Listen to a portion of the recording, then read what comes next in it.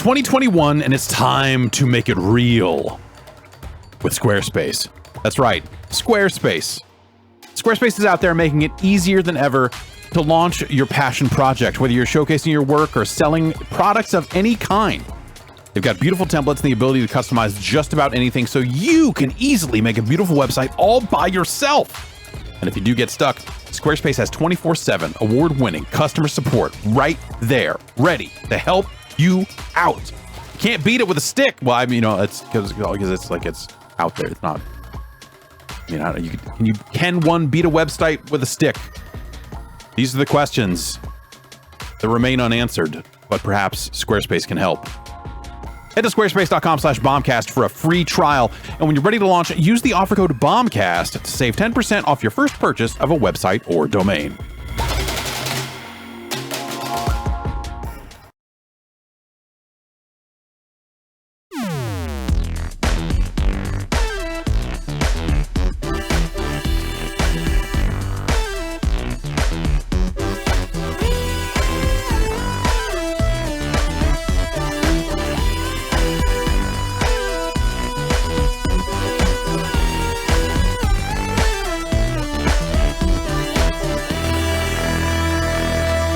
February 2021. That's the date. The Giant Bombcast. That's the show.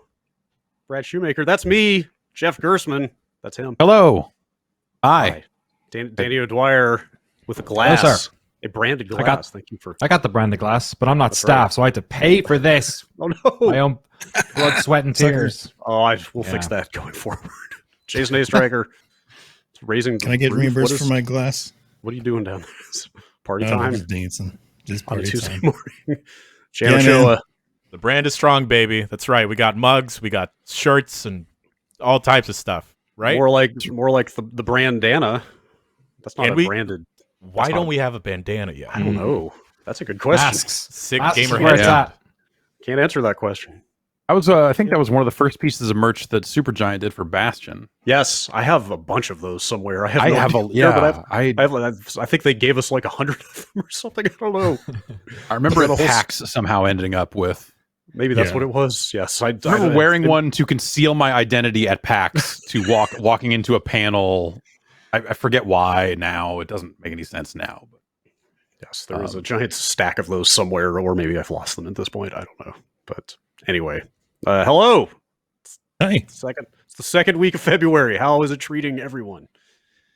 Just around the corner. Yeah. Get your things in. I'm surprised. I was waiting for the ad run that had I have a very hard memory of Bombcast episodes with ads for flowers around this time of year. Yep. Yeah. I don't know that we have. I can look. I don't know that we have any Valentine's Day specific. I guess Blue Chew is kind of. That's It's not this week, but item. Yeah. It's just for both for couples. I mean, you can use it alone. I guess sure. You can use it for a lot of things. Yeah. Probably. Yeah. Oh boy. Yes. Your pants are too loose. Just kind of helps fill it out. Mhm. Yeah. Indeed. It's important. It's Happy Super Bowl week, everyone. Got some digging to do out back. Thank you. I didn't know until the game was over that. First of all, I didn't watch the game, but I didn't know Tom Brady was playing for Tampa Bay. That's how connected really? to football I am these days. Was when I saw people going like, with the Tampa Bay's win, Tom Brady, blah blah blah. I was like, wait, I thought he still played for the other. No. No. Yeah, he even got his favorite tight end to come out of retirement to join him there. So it's like they're getting the band back together. Yeah, WWE 24/7 champion Rob Gronkowski came out of retirement, joined Tom Brady. Wow, that's it's like a bigger surprise than anything that happened at the Royal Rumble. They should be ashamed. That's true. Wait, I thought like about a week ago. This weekend? No, it was last It was weekend. last weekend. It was the weekend before, or the weekend before. Yeah. Yeah. Feel like I had a moment about a week ago where I was like, wait, they played football this year and played enough of it to have a Super Bowl? Like it was like I was pretty moved from any of that. That stadium looked like there were too many people in there too. Great. Great. Apparently a lot of them were vaccinated, but who knows? Okay, you got to test this stuff out somehow, I guess. Best to do it in Florida. I don't know. Good luck. Okay, since Tom Brady came up and also wrestling, I'm just going to ask: Is Tom Brady the football heel? Is he in that Kind he's in of. that category, right? He's like Yeah, the probably. Super Cena era, right? Yeah. He's like Cena like Trump. I think that's the kicker Yeah. on that one. Yeah, he People seems are like not- he's like maybe like a one of the best football players ever, and then Wasn't there the also whole- seems the like whole he cheating- might just fucking suck. Wasn't that Yeah, the cheating right. thing though, right? Like, Right. Yeah. did everybody just like sweep that under the rug and move on? Deflategate? Yeah, I don't know. Yeah. Like, I mean, yeah. These Can balls you- are limp. like Well, we've got a product for you. We've got I guess Barry Bonds never got away from it. I don't And he know. I shouldn't think a lot of fuck him. people. Yeah. I think a lot of people were just happy that they hate Bill Belichick more, maybe. So they thought it was funny that he left the Patriots and still won the Super Bowl, and the Patriots didn't get into the postseason at all this year. Sure. All right. Yes. The Giant Bombcast, your number one source for the most informed possible takes Yeah, in the NFL. the token European is the one talking about it. That's So right. That's This good. is the epicenter of quality football coverage right here.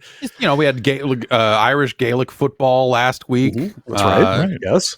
We got this week, and then I think next week we're legally required to have some kind of Irish related topic. So we'll do a 10 minutes at the top about the Pogues, and then we'll see where it goes from there.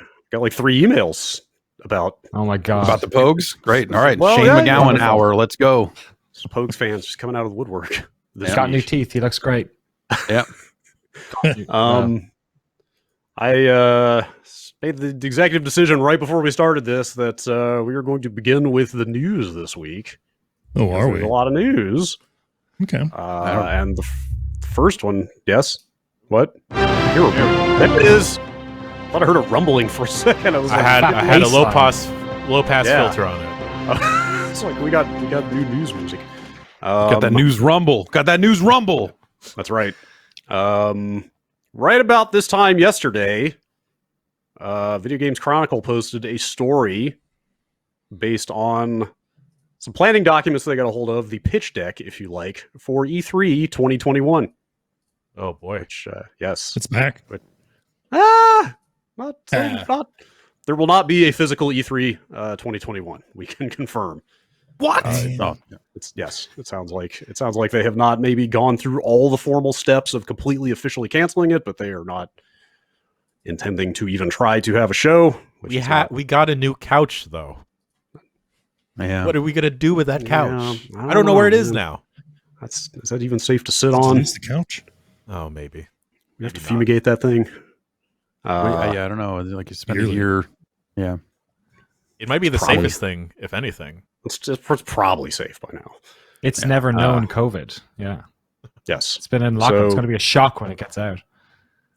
They didn't. Video Games Chronicle did not publish any of the slides explicitly from this pitch document that they got, but they did describe it in some detail. I'll just quote from their story. The ESA's intention is to hold multiple 2-hour keynote sessions from games partners, an awards show, a June 14th preview night. This is with actual show dates of June 15th through 17th, and other small streams from games publishers, influencers, and media partners. The broadcast event would be supplemented by media previews the week before, as well as demos released on consumer platforms, according to the ESA's proposal. They also talk about, they would be working with their partners to set up like kind of parsec or remote streaming hands-on demos with developers, with people like us in the media, to try to kind of recreate what that, in-person experience is like as far as games coverage goes. Sure. Here is the other shoe, though. However, the E3 2021 plans still require the approval of the ESA's membership, which is made up of the industry's biggest games companies who have significant influence over the direction of the show. So that is their plan, but it sounds like they do not have buy-in yet from the major companies. They would need to both agree to this and then also like help them execute on it. Right. And that's, well, I think that probably a lot of those companies that are members of the ESA probably still think, hey, we should probably keep the ESA around and funded just in case it's useful on the other side of all this. So I don't think this is necessarily like the time for them to completely cut and run. But at the same time, like the larger companies that would be in that position are also in a position to put on their own events, and without being part of some 2-hour block of this and that, and they can do what they want when they want. It's the internet. Totally. Yeah, they touch on that in here. There's a segment here. It's unclear how many publishers have signed up for E3 2021's digital event, though at least one major games company we spoke to indicated that it would continue to run its own separate digital showcase rather than paying the six-figure sums required to join E3's schedule. Right. However, the ESA, which is funded by and serves the interest of games publishers, would argue that a unified digital games event would grab the world's attention more effectively than a series of smaller shows. To what end? Like, who cares? Like, that's I think the thing. Like, what do you want to grab? Do you need to grab the world's attention here to show a bunch of game announcements and trailers for games that you're going to market the hell out of 6 months later? Like, that's where you're going to grab their attention, because that's when you're going to get them to spend the money. So it's I don't know. That's a conversation we've had before, though, of like that. The answer is very different depending on the size of the company it's coming from, right? Like sure. You're much smaller tier, like third string developer, publisher type outfits, like would absolutely probably get a lift out of being part of something like this, right? Like maybe, but like they also are going to be the ones that might not think they're going to go spend six figures to be part of this. And I don't know. So it depends on how effective they are at being able to promote, hey, E3 is happening, and being able to have search terms and stuff that, you know, that people can find that information. I think like E3expo.com usually does quite well during that week, right? And then they partner with different media partners to power that site with editorial content and trailers and stuff like that. And so there's been benefits from that. So it really comes down to like their ability to make like that sort of domain matter, I guess. Because like whatever, they'll broadcast it on Twitch, and Twitch will give it whatever promotion it sees fit, or they'll promote the hell out of it because they're getting paid to, or whatever, and people will see it. But I think that a lot of other companies could do just the same and reach their fans, if nothing else, for $0. So I don't know. That seems like a very hard pitch to the tier of companies that would potentially benefit from being a part of it. Like, it sounds like a shakedown almost. Like, it's just I don't know. I mean, what was the word going around last year when E3 got canceled? I mean, the E3 accounts for. Thank God it got canceled. I think was the word going around. well, the other thing was that it accounts for something like half of the ESA's revenue. So if they don't start finding a way to get that money back, they may be in trouble going forward. Well, again, it's probably still in the industry's best interest to have the ESA around, both, for them to be able to lobby the government as needed or whatever. But I guess like have they really been effective in that role either? Maybe not. I feel like a year ago or 2 years ago, we were hearing more about like, the industry doesn't really think that they're doing good in that department either. So I don't know. Maybe that's part of it. But yeah, I don't see this being a year when the industry just completely turns its back on the ESA and lets it die. I think that it'll find its way through it onto the other side and live to fight another day or something. But this, I don't know.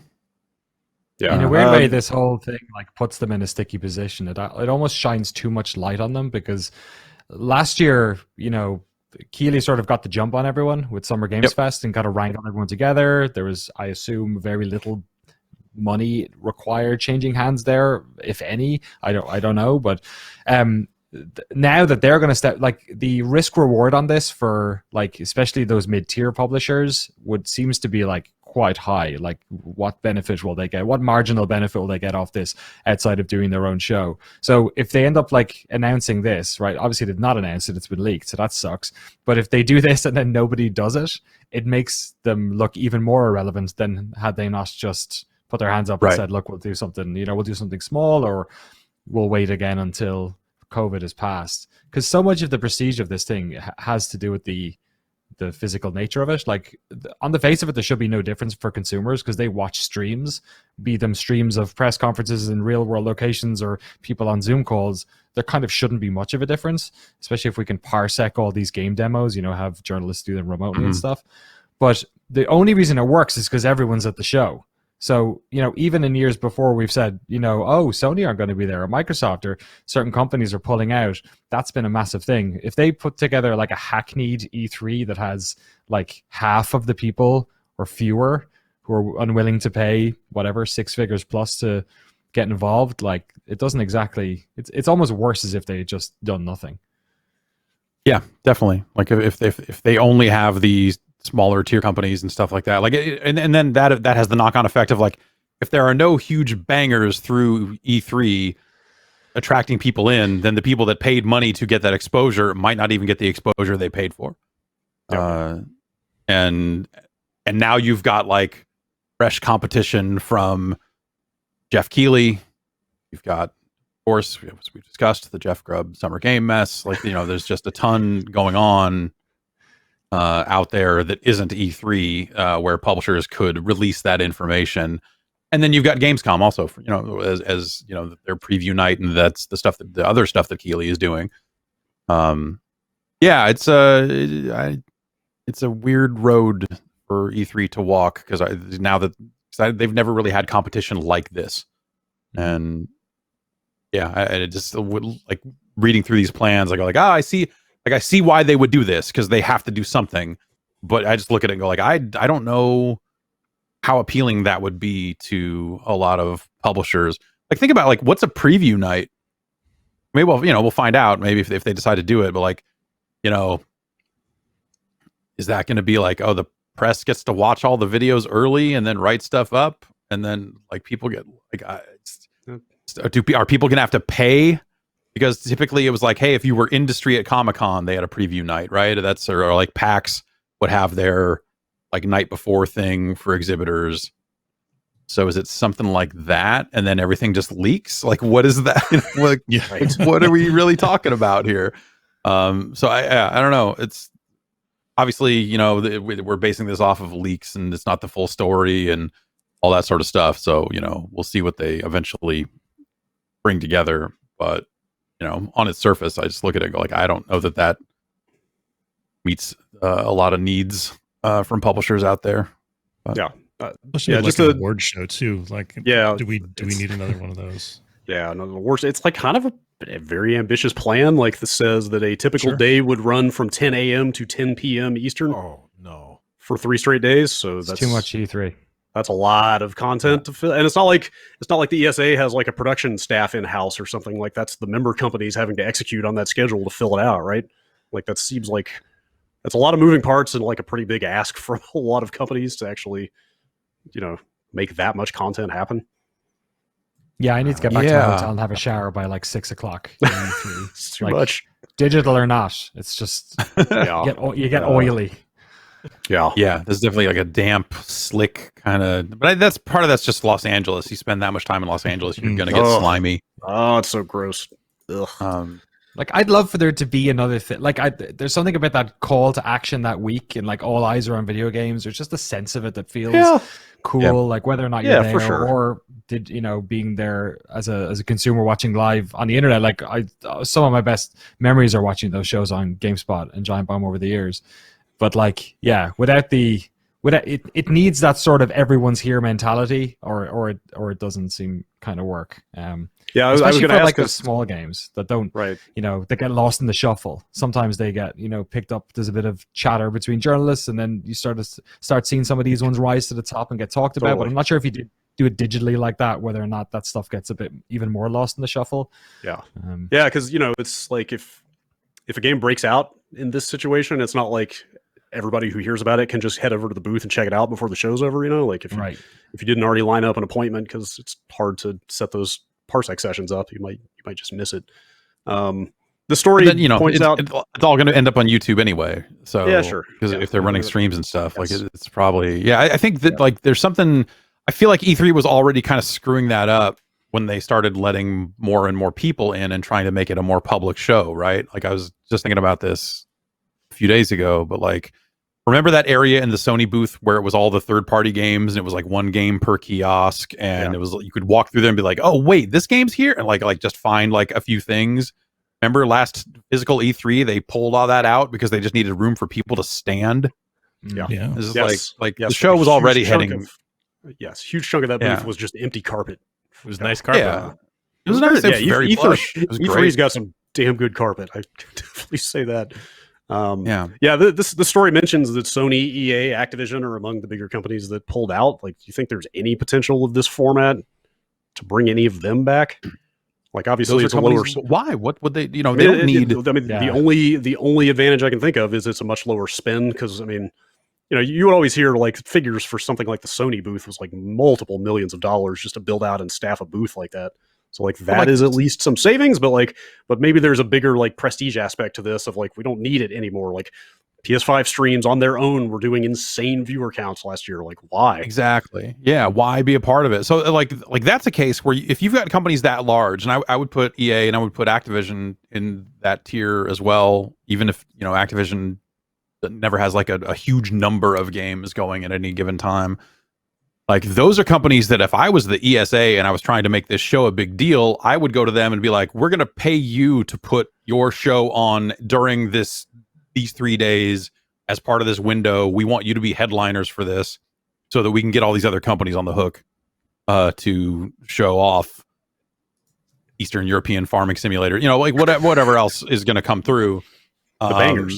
The bangers, yes, the true bangers, but like they need that, right? If they don't have companies at that scale because those companies are off doing their own event, which is like exactly how they should do it, then what's the point? Like who's going to watch from 10 a.m. to 10 p.m.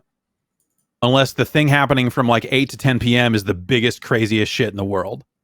Huge reveal and even then you probably just have people tuning in then and missing the stuff during the day because that's a long day. Yeah. Are there that many video game companies? Probably. No. I don't know. Because they're all buying each other. Yeah. There's only like 5 now. Is the Embracer group going to just like Tuesday is Embracer group day, comrade? Like, come on, like, what are we doing? Like, oh boy. VGC. Go ahead. Yeah, the other element of this is that like it's not even a whether or not they want to do it or not. It's also a whether they want to do it or do they want to do Summer Game Fest, which Keighley has maybe done a really good job of having quite a light hand on this. Like you're part of Summer Game Fest, but it's not like he's dictating terms of when they're going live or anything, right? Like so Sony can do whatever they want and then be basically promoted for free by this sort of light touch umbrella concept. Which also I think there's probably a lot of trust when it comes to Keighley. Like he's done it for a year now, and he does these big productions, and they tend to go well. And there's not many issues with streaming or access or any of that sort of stuff. Whereas all the scuttlebutt from E3 last year, when the ESA was like planning it, was people just getting off that ship. Like a lot of people worried that they don't really know what they're doing with this. So I don't think, even from a confidence perspective, if they're spending that much money, I can't imagine they'd choose this over what Keighley sort of already established. Does it feel like the kind of growing problems with E3 last year are sort of being memory hold in favor of the pandemic? Like I feel like the narrative now at this point is just like, E3 was canceled because of the pandemic last year. And maybe the best thing that was a great excuse for them, probably. Totally, but like you were hearing for weeks before that like they're having a hard, like there was the was it IM8 I think they pulled out of the show planning, and like you were hearing behind the scenes that the member companies were not happy with how things were going and not super committed to it, and it was more like, yes, a convenient excuse. No, what if we could sell tickets so that people could watch LeBron James play a basketball video game against Bugs Bunny? I'm gonna say ninja, but like, what if it's like a ninja, like a ninja, basketball ninja, Spinja? Yeah. Yes. Yeah, it just seemed like a bad idea. But like all the timing for this lines up where I feel like this was not too far off from the timing last year when this stuff started leaking out. We started hearing about some of those E3 plans, right? It was, early beginning of the year type stuff. I think it's probably right about now that, yes, we were talking about COVID. Like marketing activations, that stuff. Yes, exactly. Love to get activated. I think that's about it. I mean, VGC did reach out to Keighley, and he did confirm he continues to not be involved with E3, and he will be doing the Summer Game Fest again. Yeah. So, and I think that's pretty much all the details out of this. I don't know if I mentioned, I think the ESA did put out a reactive statement that didn't say much, like minutes after this story dropped. We can confirm we're excited to tell you the whole. Yeah, we are transforming the E3 experience for 2021, and we'll soon share exact details on how we're bringing the global video game community together. We are having great conversations with publishers, developers, and companies across the board. We look forward to sharing details about their involvement. Great conversations? Great conversations. We're Okay. going to have great conversations about activations. How am I going to be activated this year? Going to bring the global gaming community together. We got a TeamSpeak set up. We're ready. Run an event server on that same machine that had all the presses, personal details on it. Right. Hop on our event. We got Half-Life Deathmatch installed. e3expo.com/phbb. Right. 2. Yeah. E3. Six-figure sums. It'll happen or it won't. I guess something will happen called E3, right? Something will happen called E3. It's still too much of a brand for them to not do something. Yes. But the manner in which it happens may very well determine whether it does happen or not in the future. I mean, I hope it does well. Like I want an E3 to happen. I think on the other side of all this, and but the way they keep trying to have E3 or the things they keep doing to E3 make it kind of not E3 anymore. So I don't know. My hope is that they get on the other side of this and go like, all right, we'd spent a few years really fucking up and really fucking around. We're just going to put on a fucking trade show, you guys. Like, we're just going to put on a really good trade show. You guys should come show games. Maybe we'll tag an extra day on the end of it so the public can get in and just do that. I don't know. We'll figure something out. Yeah. I don't know. I have a question. Would that 6-fig entry fee for publishers and stuff, would that include all the folks just making odd peripherals and random add-ons to stuff too? Like, where am I going to get my Switch skins? A 2-hour keynote block of people talking about this one's got red racing stripes on it, and you can stick it to your Switch, and it looks like a Switch that goes fast. This one, you can't buy any of them. You can't. No, it's like the shops they have on the E3 show floor where they're not actual shops. You can't buy anything there. This will be out in the next 6 months, we think. I don't know. And then we got these are Switch controllers. It looks like a mold of Sonic the Hedgehog, and it's got a fan built into it that blows on your hands and emits like a green ooze that makes him smell like a mint, but also kind of like a peanut butter. Gamer grips are gonna go real far. I still have my 7-Eleven gamer gummies unopened from E3. Energy gummies, caffeine gummies. I think they are. Yeah, they gave out gamer gummies. That's for our hotel. Yeah, I'm just gonna keep saying gamer gummies. See, now I'm on board with what you've just talked Gamer about. gummies. There should be like a Gummy Kensha Hall stream. Just have it be like QVC style. Yeah. Like a cutlery corner, just like Todd Boone out there, just fucking. I put a Coco Bolo twist on your Switch controller here. This is a fixed blade configuration, but it's also a GameCube controller. Just all that shit.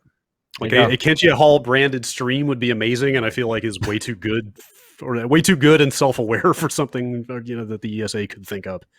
Well, that's why you guys have to do it. That's right. Yes. Yeah. All right. Send your gamer gummies and Switch skins to giantbomb.com. Should go broadcast from that parking garage. There won't be anybody in there. I mean, who's going to be driving? You could just pick any parking garage. No one would know the difference, right? Yeah, no. It was on this exact spot that we discovered Guitar Hero for the first time. Now it's parking space E7. Did you know that Steve Lynn owns KenshaHall.com? What? There we go. Oh, that's fantastic. The stars are aligning, gentlemen. Yeah. That's very good. Speaking of stars aligning, do you want to talk about this CD Projekt hack? Oh yeah. I was debating whether we should even bring this up or not. I guess we have to. It's fresh news. They've been epically pwned. Oh no. According to this note. That ransom note had such wild 2008 energy. I thought it was made up. It feels like beyond parody. It does not seem like something that somebody skilled enough to perpetrate something like this would write in 2021. But I feel like if you're skilled enough to perpetrate this, you're also skilled enough to go, I'm going to write the dumbest fucking thing possible. Entirely possible. CD Projekt last night. I mean, Jeff, I think you've looked into this more than I have, but they straight up posted last night that their network has been penetrated and a bunch of assets have been stolen. Yeah, pretty deeply compromised. And they straight up posted a screenshot of a notepad window with this ransom note in it. Yeah, so if you haven't heard, like, this ransomware type of stuff has been going around for a while now. The idea is that you get some bad shit on your computer and it executes and encrypts all your hard drives and leaves you a note saying send bitcoins to this address and we will fix it for you, or all your shit is gone, epically pwned. Favor us with a dramatic reading of this ransom note. Yeah, sure. The note is if people want to follow along, the account is CD Projekt Red, or Project with a K, all one word, on Twitter. It's right there. All right, I need to open this. It is kind of wild that they also decided to post the ransom note alongside their official. Yeah, like they could have just provided the details of what was compromised and not actually given this thing error. But and also, like, they had to, because the game is Cyberpunk, you have a certain number of people out there that are like, "This is great. This is just part of the game, man." Which, yeah. All right. Do I need a Oh, yeah. Oh, yeah. Yeah, for sure. All right. Hello, CD Projekt. Your have been epically pwned. We have dumped full copies of the source codes from your Perforce server for Cyberpunk 2077, Witcher 3, Gwent, and the unreleased version of Witcher 3. We have also dumped all your documents relating to accounting, administration, legal, HR, investor relations, and more. Also, we have encrypted all your servers, but we understand that you can most likely recover from backups. If we will not come to an agreement, then your source codes will be sold or leaked online, and your documents will be sent to our contacts in gaming journalism. Jason Schreier, check your email. Your public image will go down the shitter even more, and people will see how you shitty your company functions. Investors will lose trust in your company, and the stock will dive even lower. You have 48 hours to contact us. Bang. Okay. Bang. Yeah. Speaking of Schreier, he said he's reached out to multiple people at CD Projekt who confirm that this is real and they are taking it quite seriously. Yeah. Well, yeah. I mean, once you get epically pwned, that's right. You got to step things up. So, I mean, they can recover from backups, but their public image is at stake here. That's right. I think it depends on what they've got, I guess. Yeah, like, what does that even... Yeah, it's... An unreleased version of Witcher 3. Selling the source code does jack fuck, because who is going to use it and risk being sued off the fucking face of the earth? No one that's just not gonna. I don't know. Maybe there are some unscrupulous. Maybe we see just weird games showing up on mobile stores in different parts of the world that just are using parts of Cyberpunk source code in some way that you would never detect or something. Or it's like I don't know. We cloned Cyberpunk for Android. Like I bet it's like the data mine possibilities that could happen where like, oh, here's a bunch of cut content from Witcher 3 or Cyberpunk, or like you have your hot coffee problem, right? Where suddenly there's a part of the game that was never meant to be public, which you didn't sort of like vet maybe, or there's like comments in the code, or it's that in terms of like hurting an image and stuff. I'm just thinking like the source code getting out and no one doing real work is going to use any of that stuff. But yeah, maybe who knows? Maybe somewhere in there is a Keanu model with just a big rock hard dick ready to go, and that they're going to be on the hook for that legally. When Keanu's people hear about it, or like something like that. Like there could be something like that in there. I don't know. But yeah, I don't know. It's terrible. I feel for them. They can't fucking catch a break. It's really been a hell of a few months for them. I mean, largely of their own making, of course. But. Totally. Like, a lot of self-inflicted stuff along the way here. But this one, you just look at it and go like, geez, God. Yeah. I mean, if anything, like all that mess that they brought on themselves probably invited stuff like this, right? Because people are opportunistically, they're going to want to kick them while they're down. So I guess so. Yeah, maybe. But you know, it's not like they're running any like live online games where they need to worry about a bunch of exploits that ruin the game coming out of this. It's just single player games that, you know. Yeah, true. So there's that aspect of it at least. But man, Yeah, you know, details of upcoming projects, which like, you know, you wouldn't want that out, but it's not the end of the world if it gets out. But yeah, I don't know. That's a bummer. Yeah, I bet they're more concerned about some of the other like administrative Accounting. Right. Yeah, like legal and accounting stuff for sure. Could have people's like, you know, details on them, like for DDoS, for getting I was about to say DDoS, but doxed, right? Like all that sort of thing. Yeah. You know, Sure. we're only was it last year the E3 stuff happened? Yeah. I think it was the year before, maybe the year before. It was the last time it happened physically in person. It was a few months after that, I want to say. It's like late 2019. Which is another thing I feel like just kind of got swept under the rug with E3. Right. Yeah. Anyway, let's see. Next story, Sony put out an earnings report last Wednesday that had a variety of facts about the PS5 in it, including that they sold 4.5 million of them by the end of 2020. So that's, 7 weeks-ish? Something like that. Wow. Which, I mean, you have to assume that is exactly as many as they were able to make and ship by that time, considering you still cannot get them. Nope. Yeah. But there's a couple of kind of warnings they included in this. Number one, I don't know if this come out before, but they revealed in here that they are essentially, I mean, they are selling these things at a loss, which is something that I thought largely had kind of become a thing of the past. Like that used to be Especially the for standard, Sony. right? Like that used to be standard practice for consoles was you always sold them at the loss and tried to make it back on software, but that changed at some point, right? But it sounds like, you know, probably that game of chicken they played with Microsoft like all of last year. Right. I assume is what led to this, but yeah, they spelled it out in this earnings report that they did take a loss from selling the PS5s. Maybe both models. They don't say. I don't know. I wonder if it is both models or if it's maybe just the cheaper one. But they are selling those things for less than it costs to make them. The bigger point in here, though, and this was news to me, but I guess there is a like terrible global, basically microprocessor shortage, semiconductor. You know, processor fabrication bottleneck, like awful, to the point that Sony is cautioning that they are not going to be able to ramp up PS5 manufacturing anytime soon. Wow. So don't expect supply to increase there. But reading about that led me to a kind of companion report on Bloomberg that went up a couple days ago.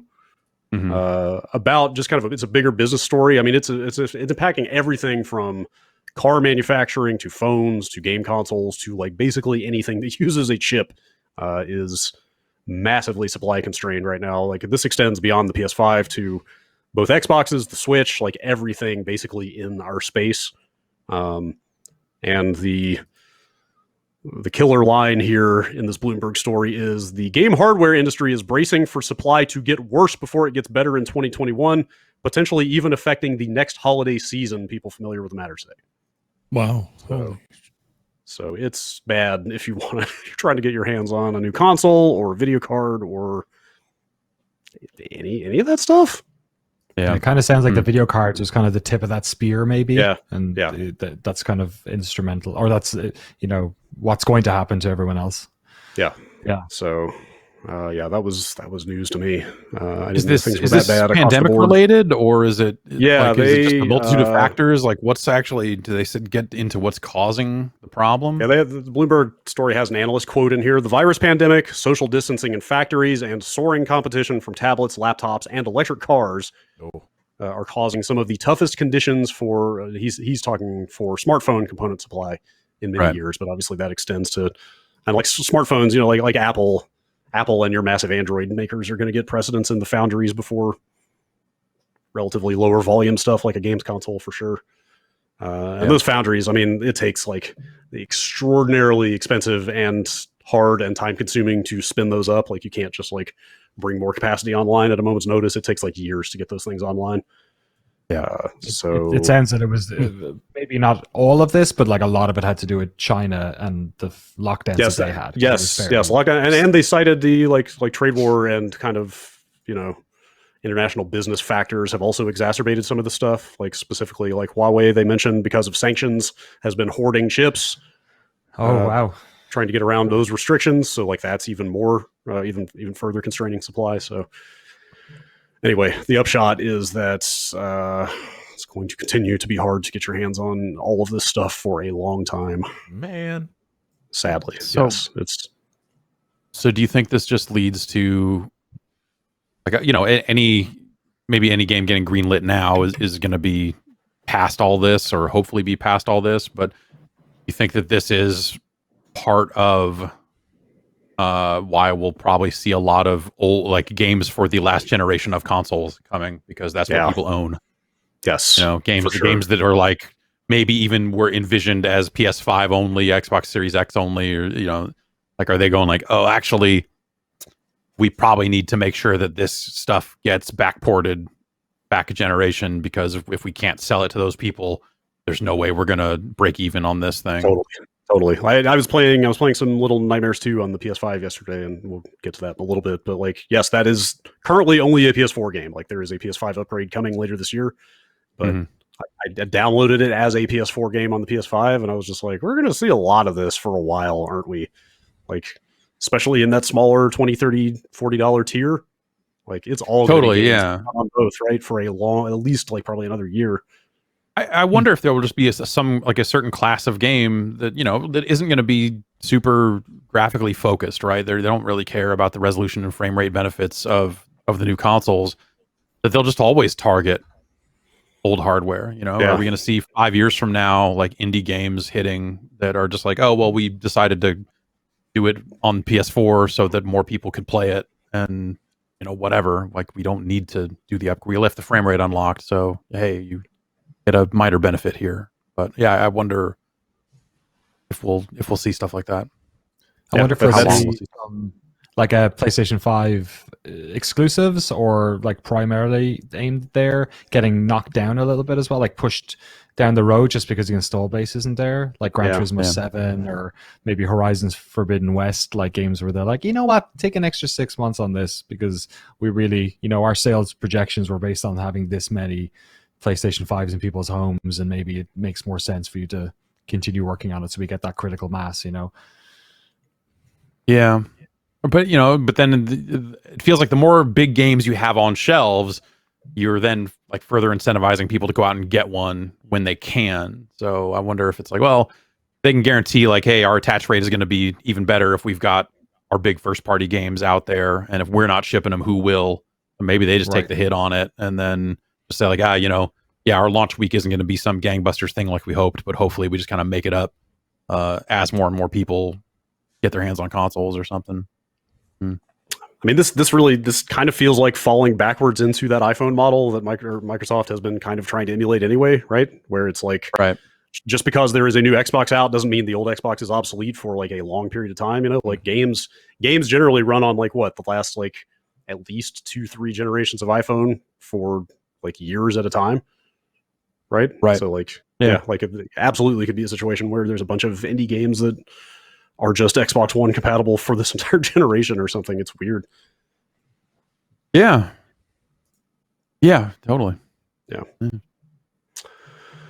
More news here. This came from Jason Schreier at Bloomberg yesterday. He's reporting that EA is conducting an internal review this week on the work that they've had this kind of like strike team of like 30 people working on Anthem for the last like year and a half, they've referred to it as like incubation, trying to spitball ideas about how to fix Anthem and like make it a thing again. And they're conducting an executive review this week of their work so far to decide whether to staff that project up or kill it. And they need probably about like 3 times that number, I guess. Yes, it's about 30 now, and yes, they're saying that they would, according to the story, people familiar with the project said it will need to expand to at least triple that number of 30 people to produce new content and continue attempting to overhaul the game. So, and I guess the big problem is that Christian Daly's left the crew now, right? That was like I was not aware that. I guess that happened in December. Yeah, he's the guy that was running this team and the one that was posting those blog updates. So they're like pretty informative, like decent, transparent blog updates with like a bunch of mock-ups of like, here's what a new loot equipment screen might look like in the game and stuff like that. Like they were kind of showing a lot of material, and like I guess he left that team in December, so here we are. But You want to place any bets on the survival of this project? I had forgotten about Anthem. Till I saw this pop up in your email, I was like, "Oh yeah, Anthem! I remember that." Yeah. It almost makes Stuck more in of the back a. of my head. I have a soft spot for it. Like I really want to see it succeed. I've but always I don't wanted know to. how they fix it now. I've always wanted to see a good version of Anthem because there's a couple of things it does that are pretty damn good. It's just everything else was a problem. But yeah, it's a bummer. There are parts of it seems that like were a such a better massive- Iron Man game than the Marvel's Avengers game. yeah, that flying is very good. The flying is very good, and the armor decorating is very good. Those are the two things it does very well. Cool. Just the rest of the game to fix then. That's like, can you imagine how difficult it is to have a game that has been finished and then have to steer that ship in a different direction? You know, it's like, it's one thing if the game is a year or 6 months even maybe from final and you can start to, you know, take big cuts here and there and maybe refine it in the places where it works. But especially with audience expectation as well now, right? Because the version of Anthem you want to play might be different to someone else. So how do they, you know, keep everyone happy now that the expectations are even more probably scattershot than they were before? It seems like, I guess it makes more sense for this than it does something like CD Projekt with Cyberpunk. I guess they have to do it because like there's just a grander issue with their making good on consumers who bought that game. But I guess this being a game as a service game, kind of like No Man's Sky, it makes more sense to go for this sort of redemptive arc because the game will have a long tail after the fact. But I don't know. Seems like a lot of work, and I'm not sure if the fans are there. Yeah, it's definitely it's a lot of work. And is EA like EA seems to me like the kind of cutthroat corporate operation that's just going to be like, let's fucking just cut and run, man. For like, we're not sinking the money into this. Like, we got shareholders to, because you know, like CD Projekt has all its eggs in one basket with Cyberpunk, so they have to fix that because it's a matter of their survival. Like No Man's Sky was the same thing of like, this is a small developer. They bet the farm on this thing. We have to fix this. Like Final Fantasy 14 is like, this is Final Fantasy, you know, like you cannot tarnish, you know, your number one brand like this. But like Anthem is just a thing that they did that didn't hit, and like I could totally see them just like cutting it loose and moving on and taking whatever hit. Yeah, I think I look at it as like when we first started talking about the idea of them revamping Anthem, I think BioWare was in a different place also, where you looked at it when like, oh, they need to fix their rep, like they have to do this because otherwise who's going to trust them with this type of game ever again? If, especially at the time, you would hear like, "Oh, Dragon Age is full of a lot of these same ideas," which I don't know if I don't know if that's still the case. But so to that end, you'd be like, "Well, they have to make good on this because otherwise, who's going to trust them next time out?" But now they're out there going like, "Hey, Mass Effect's back," and you're like, and people seem to be like, "Yay!"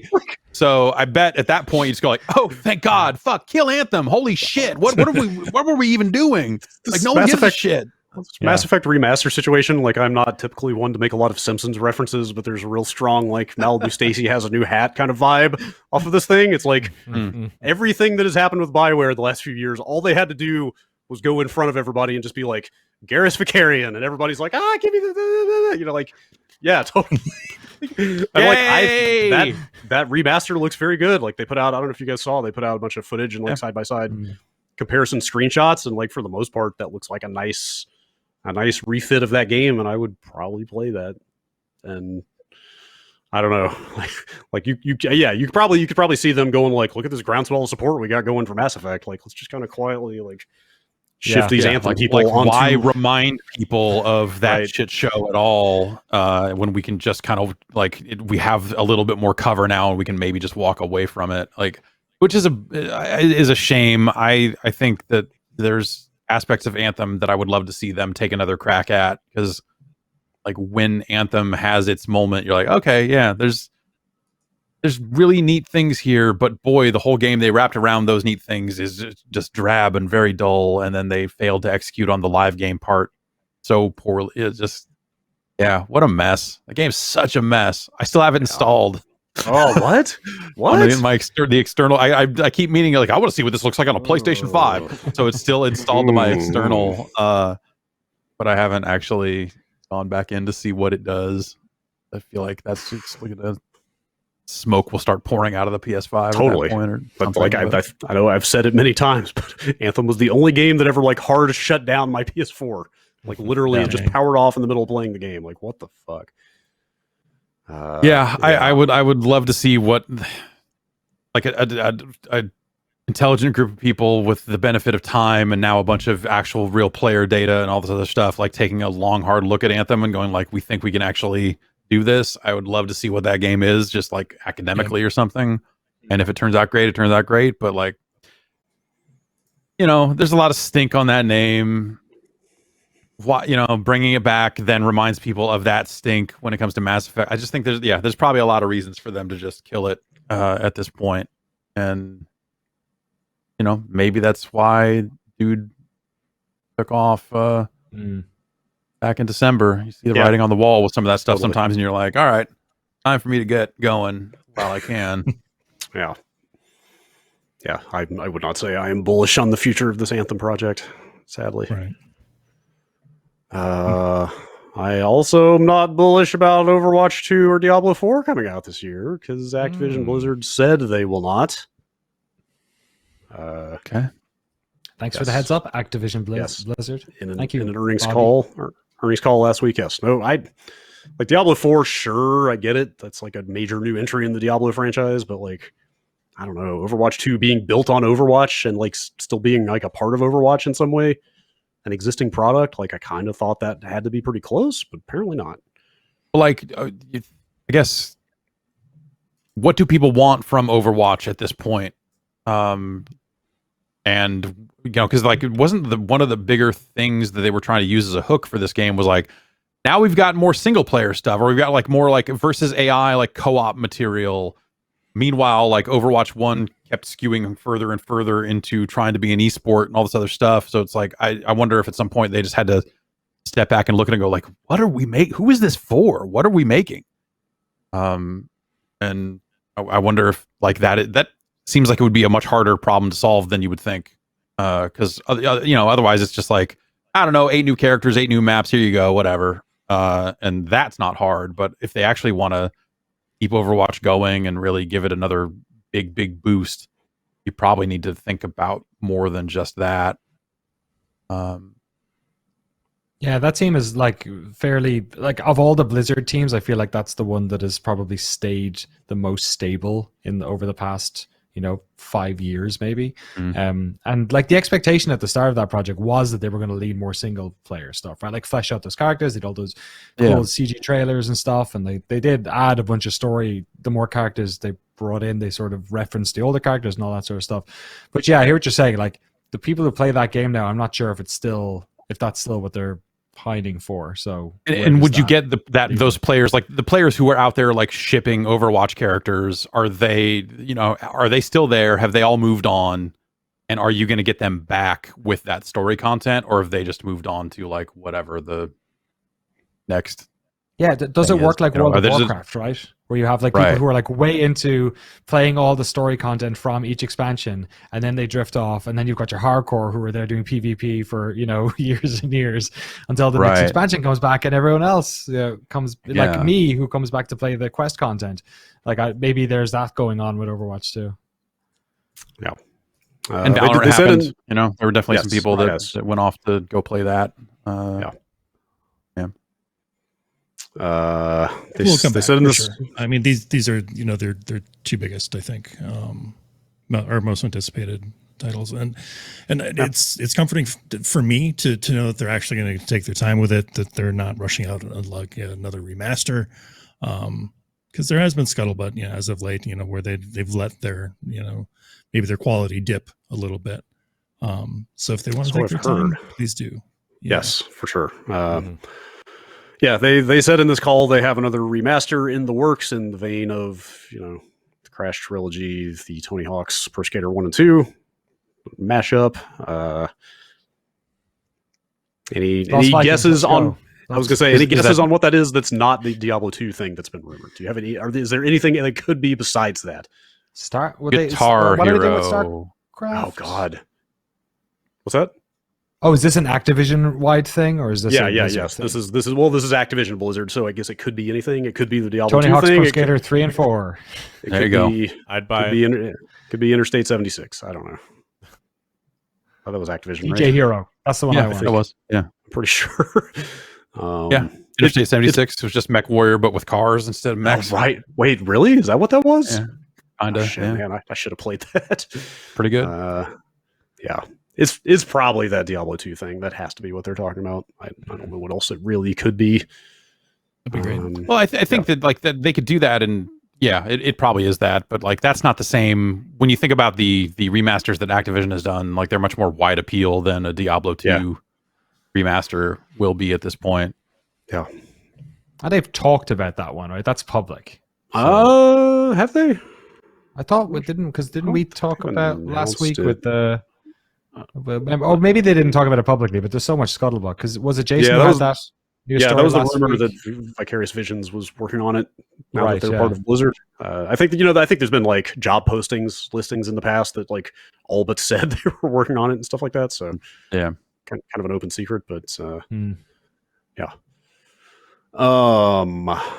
I guess this is a weird one because it happened like right after the podcast last week. So in my mind, it's like super old news, but we have not technically talked about the Gearbox Embracer Group acquisition yet. So I don't know who that is. Talk about it. Yeah, Gearbox. THQ Nordic AB, I guess they were known before they renamed themselves Embracer Group. So it's that crowd who've been slowly buying up all of games development. Yeah, right. I'm really surprised that they just didn't go all the way through with the rebrand to just become THQ. Yeah. That they've turned into this like first THQ Nordic kind of just became this like more background shadow organization that started buying stuff, and then they at some point they just renamed themselves to the Embracer Group. They're based out of Sweden. There was something kind of one of the acquisitions as well. Like that's what they acquired them along the way. Their IP, I believe. So that's like that's been one of the most kind of clandestine things about THQ Nordic, now the Embracer Group, is that they're not necessarily just buying companies. They're out there buying IP like at auction or something. You know, it's like now we have the Time Splitters IP. Now we have Darksiders. Right. Now we, you know what I mean? Like they're just sort of like snatching franchises up willy-nilly. It's a weird way to operate. Plus there's all the Cypress stuff, and I don't know, man. Yeah, so it was so the Gearbox stuff is the biggest one, but there were like 3 or 4 acquisitions and mergers that happened, I think, on the same day. They also picked up Aspire, which is the company that did a lot of Mac ports of like Jedi Knight or something, I want to say. Like they were doing Mac ports for id games, among other things. They also picked up Saber Interactive like back in December, I think, which now Tim Willits is the COO of, I believe. That's correct, yes. Yeah, and they Koch Media as well. I'm not sure when that was. That was a while ago, maybe. Or were they Koch Media and then became THQ Nordic? Was that their name before all this? That might be right. I forget. It's wild. People should go to the Wikipedia page of Embracer Group and see the amount of names and also how many of them you recognize that they now own. It's like something wild, and it runs a gamut. It's like big studios now, like Gearbox, and then like sort of your mid-range maybe tier, and then some small ones. Like they own the Goat Simulator people, right? Like do they really? I don't know those. I think that's right. Is there? They own Gunfire. Oh, right, yes. Yeah, Gunfire Games. 4A. Picked them up after Coffee Stain Studios. Yeah, they own them. That's the Goat Simulator people. And we talked about this on the Hotspot. Is that where it was? Because they also picked up Sandbox, the PR company. Oh, they bought them as well. Yeah, that's right. Rob weird. Pleasure. Huh. The pickle king has been embraced. That's right. Yeah, you need in-house PR to of course, that many different brands.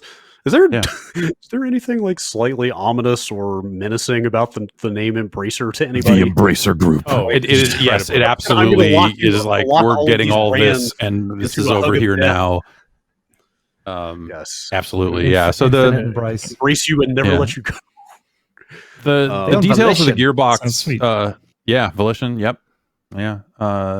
They own Dead Island. They own Borderlands now. Like, there's just a wide variety of games that maybe they'll never make again. Who knows? Yeah, I don't know. 2K, for what it's worth, 2K did put out a statement saying like, "Hey, we are still involved with the Borderlands franchise. We will still continue to publish it." So, right, yeah, because do they own a piece of it or something? Is that like a joint? I forget the details, but that might be it, or it's like first right of refusal or something like that. I don't know. So the details of the Gearbox thing sound like, it's a $1.3 billion deal, but then when you break it down, the purchase price is $363 million, which is about like half and half stock and cash. So yes, yeah, and so it's the owners of Gearbox could get just over $1 billion if it hits performance targets over the next 6 years. Yeah, which is like a fairly long period for this kind of deal, I think. Yeah. But that means that, also, of course, that's like 1 to 2 games, though, in terms of modern game development. It's like not that much time in terms of making games. Yeah, right. So that's the thing is like, okay, what are you putting out over the next 6 years to hit targets that are going to bring in $1 billion? Like, what does that look like? I mean, Borderlands 3 is already out. It kind of feels like it came and went, and it's finally time for Border Worlds. Yep.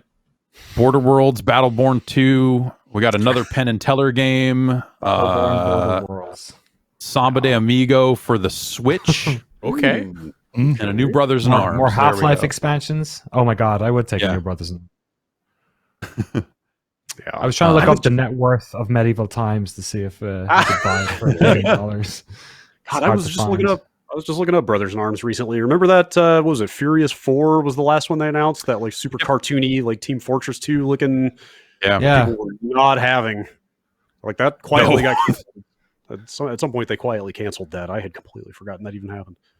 What was the last? Was it no, not Hell's Highway? Was Hell's Highway the last one? The last one was the one about Market Garden, which was like in an Xbox 360 game.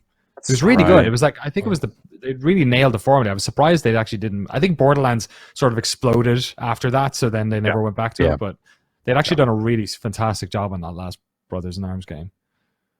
Yeah, people love 2014's. Oh no! So there's been I guess some iOS Brothers in Arms games. Wow, I don't think I knew that this was happening, but yes, Brothers in Arms 3: Sons of War 2014, third-person shooter for iOS. Oh wow! From Game Loft. That's weird. That's weird. They have been embracing. Who's next? Who did I grab? Who isn't next? They can embrace me if they want. There was some scuttlebutt going around Studio. that Microsoft had also looked at picking up Gearbox at one point, which of course they also are on a tear of acquisitions. I mean, kind of everybody is. Yeah. EA just bought Glue Mobile. Yeah, I saw that. And I keep waiting for I was gonna say the big one, but I think like Bethesda was kind of already that to a large degree of like something you never thought you would see. But right, I feel like something even bigger could happen. Yeah, totally. Sega, like an EA or Sega is smaller, 2K. but that would be a big deal. Yeah, 2K. Take Two. Something like that. That would be. I don't. Yeah. Yeah. If Rockstar ended up somewhere else, that'd be wild. I mean, there's what, like 5 companies that could actually even pull that off or something. It's like Microsoft, Amazon, Google, maybe 1 or 2 others. I feel like Google got out the game. Yep. On this stuff, probably. like a couple weeks ago, I would have said, yeah, of course Google would be looking at buying Take Two, but it doesn't seem like that. Maybe they're out there doing it. And then that big Amazon story, kind of picking apart their game development and all the other stuff, just doesn't make it sound like that they're in a place where acquisition is gonna be a great idea for them. I don't know, maybe, but they seem like content or like willing to continue to try getting after it on their own. Yeah, I don't know who's I feel like everyone has been the subject of a rumor about a target being acquired, from EA to just like the companies that you think of as like the biggest third parties. EA, Take Two, right. Sega, of course, has come up time and time again since let's say around 2001. Capcom. Capcom, of course. Yeah. Konami is always thought of, but it sounds like that a lot of their revenue is coming in from games these days, which is weird because they don't make them anymore. But and they've just announced a restructuring as well. right, 2 months back that they're going to address that too. They're probably going to double dip on games now. I suspect if so much of the gym business is probably not doing too hot right now. sure, yeah. Probably. But Might not be a good time to own a life insurance company either through all this, darkly enough. But I think that aren't they in the insurance business as well? I think so. Yeah, health clubs. Yeah. Right. Pachinko is evergreen though. It's always a good time. Yeah. Can't keep people away from pachinko. I threw this in here, but it could very well be nothing that 343 has mentioned in a development update. That let me pull up the exact phrasing here for Master Chief Collection. Coming soon, maybe a new place and way to play the Master Chief Collection. Like that could be as simple as like it's coming to the Epic Store, iOS. Yeah, like or maybe On the cloud, on the Switch. Sure, or maybe they're just porting it to the Switch. I don't know. Right. Those games could probably run on the Switch.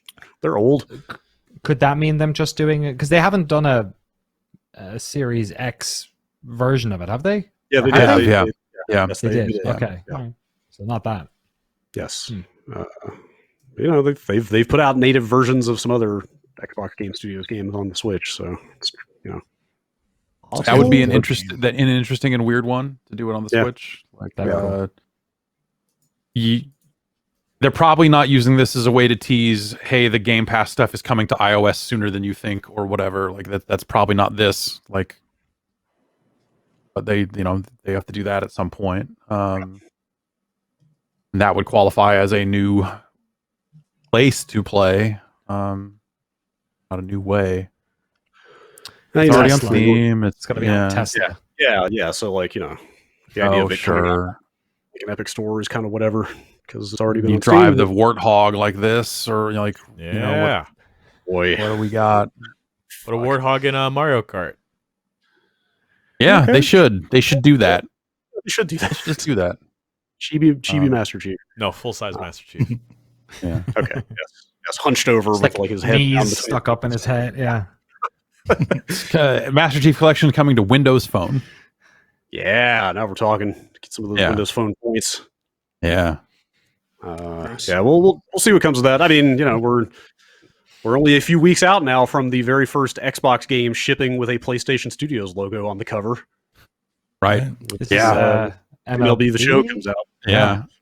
It's like It looks like a bootleg. It looks like a bad Photoshop. You look at it and you like all I could think was like there's some dude with a towel in Times Square with like a bunch of those laid out on top of the towel trying to get $6 a piece for them.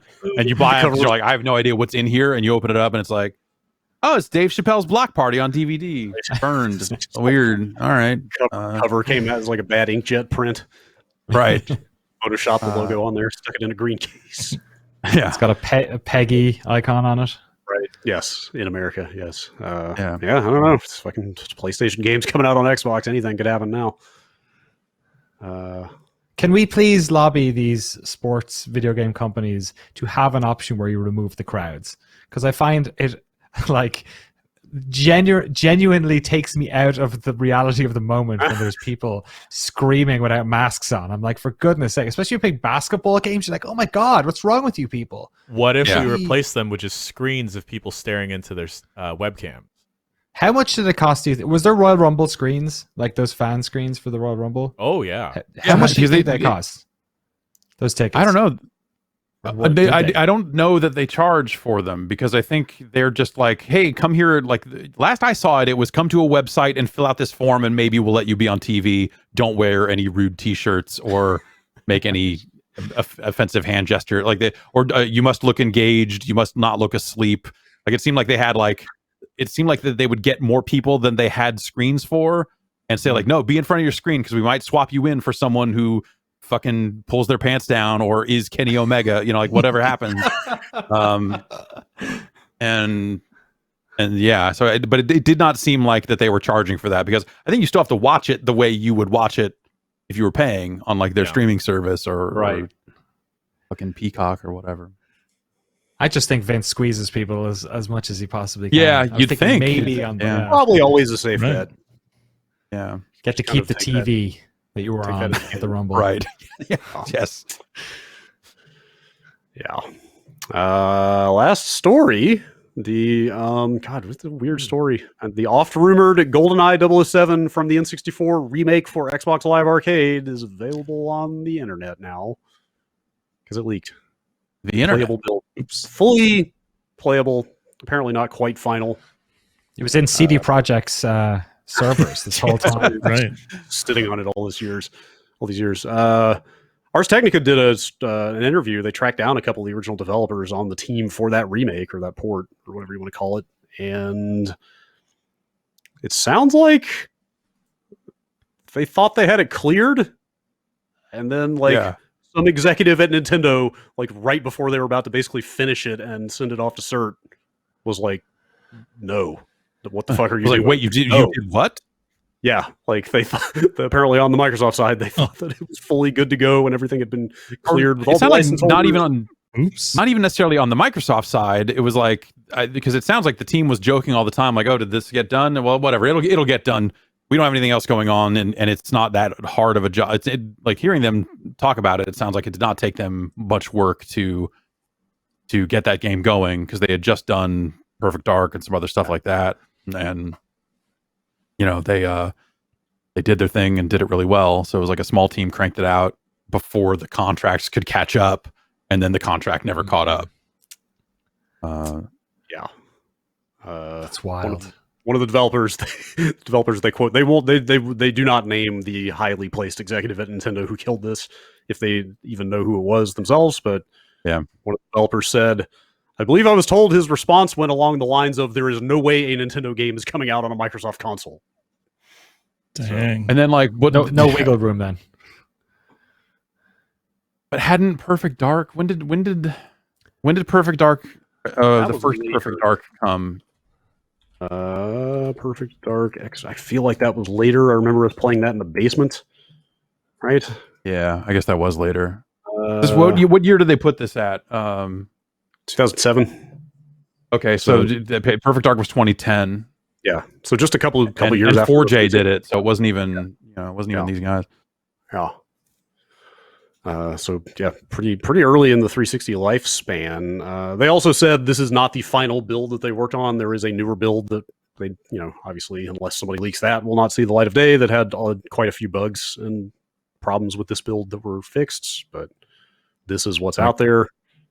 They had planned online multiplayer for the final build and even online split screen, but that's not in this build that got out. And they don't know. They said they don't know for a fact where it came from, but they assume PartnerNet, which Yeah, sure. that's. I feel like I remember seeing hints of this on PartnerNet in fits and starts, but never actually got a hold of a build. But yeah, that's probably a pretty safe bet. Someone seems like someone's been sitting on it for a long time and like leaking out little bits and pieces of it over the years. Yeah, because even the like slice of PartnerNet that was accessible from a debug console got shut off like years before the 360 was not the going concern anymore, right? Like they shut that down. Like once a ton of stuff started leaking, because as like developers went under and stuff like that, or they would sell debugs, or debugs would get out in the hands of the general populace, and then people would be like, "Dude, check it out, WWF WrestleFest with John Cena in it. Isn't this weird?" Right. Like, look at this Saints Row sniper game. Like, just all this shit that has since leaked out. And, for people who are like us who were getting them, we're always very much under NDA about like, hey, you might see some stuff on PartnerNet. Don't ever talk about it. It's not for you. And but if your debug fell off the back of a truck, on the other hand, then you didn't sign any of that stuff. So all that stuff started leaking out. So after that, they started whitelisting IPs, and so you had to get your IPs whitelisted to see PartnerNet. And we did that at a point, but by then it was so late in the game that there wasn't really much showing up anyway. Yeah. Still wish I had that build of RBI Baseball. Like, I know they're making RBI Baseball now, but years before that, there was just a build of RBI Baseball showed up, a totally different game. And I wonder if it was a situation where someone thought they had the rights to make it and didn't, or whatever the deal was, but there was a totally different RBI baseball for XBLA that showed up there at one point, and I don't think that ever leaked out, but it's crazy looking back on that stuff. I mean, I know at the time it was the Wild West for online, like internet connected consoles. Like everybody was still figuring that stuff out. But like in retrospect, it is so crazy to me that they just left all that stuff that open to that many people. Yeah. And the number of ways you could get to game pages for games, because there was like a store listing, but yeah, that wouldn't have everything because some developers would post their builds, but it wouldn't end up in the store for whatever reason. Yeah, but you would leaderboards, wasn't it? Yes, you would look on leaderboards for XBLA games and find other accounts and look at their profile and see what other games they had played and get to a store page that way and just start pulling games. And so I had a memory unit at one point that just had a bunch of fucking weird shit on it. And then that got formatted and because they would send out XDK updates and it would format your entire console and everything attached to it and stuff. So there's just a lot of stuff that just got lost that way. But I remember like you would really kind of develop an eye for what was probably like a QA account. Like the way that they, the way they would doing that on regular Xbox Live and PSN because when we were doing achievement tracking on the site, you would want to find those QA accounts because they were playing retail discs well before we had them. And you would see like, oh, this profile has like 3 EA games that are not out yet. And so you would just add that to our scraping queue and it would add those achievements to the site. And so I definitely gained an eye for like, here's what EA's retail Xbox Live accounts look like when they're like doing final checks. Here's what Microsoft's look like. And so we would just get a ton of games. That's how we found Mortal Kombat 8, which was MK versus DC. But like at one point there was just a game that showed up on retail Xbox servers that just rang up as MK8. It was strange. A lot of weird stuff over the years. It was, yes. Pretty. Nowadays it's all sandboxed off into different. Yes, it was pretty loose stuff. Yes, there's no. Yeah, they have locked it down as they probably should have.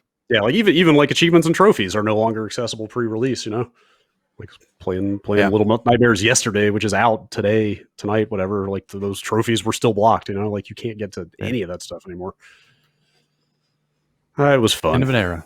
Yeah, fun to dig into that stuff. All right, that's it for the news. We got to take a break. Let's go wash all this news off. We'll be right back.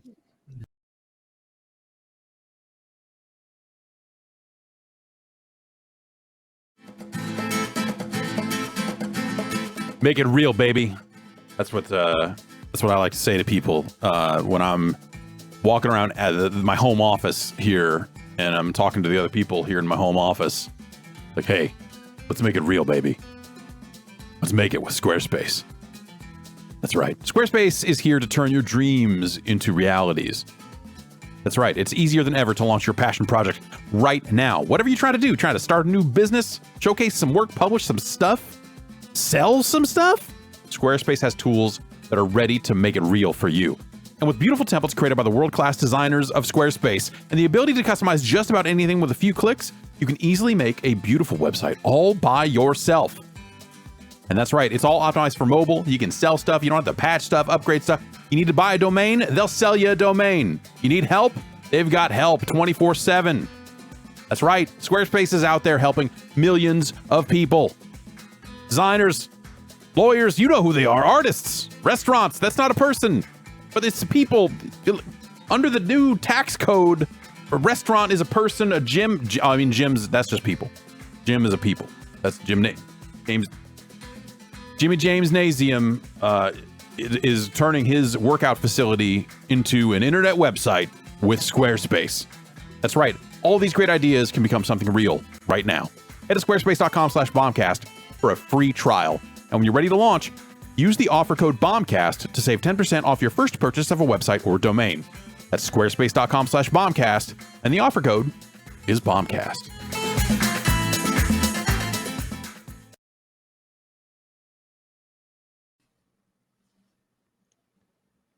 Video games. Any fans? Anybody?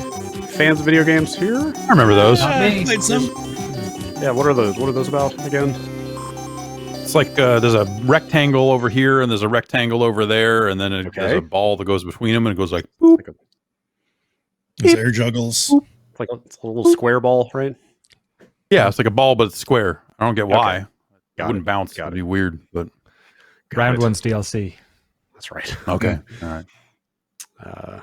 Danny, always showing up prepared with a list of games to talk about. You played some of the Medium? Good man. Oh, none of you played The Medium? Let me ask you. Do you like? I like scary spooky stuff. Game?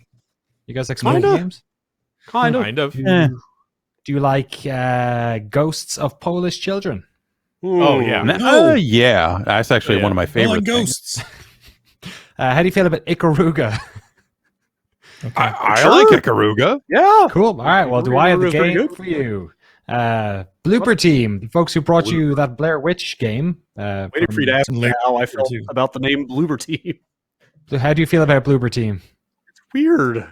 Every time it comes up, I think like, oh, they made that Worms offshoot, or it just sounds like a Totally. team that would be making like They Team should 17 be, should be publishing yeah. Bloober Team's Games. games somehow. I don't know It's why. Feels like, am I wrong that it feels like they should have been making games since like the C64 or the Amiga or something? Yeah, totally. They sound like, oh, we're ex-demo scene guys, and Right. we're Yes. still out here making Amiga style games, but for the PS4 buddies, Extremely what that you know, feels like. whatever.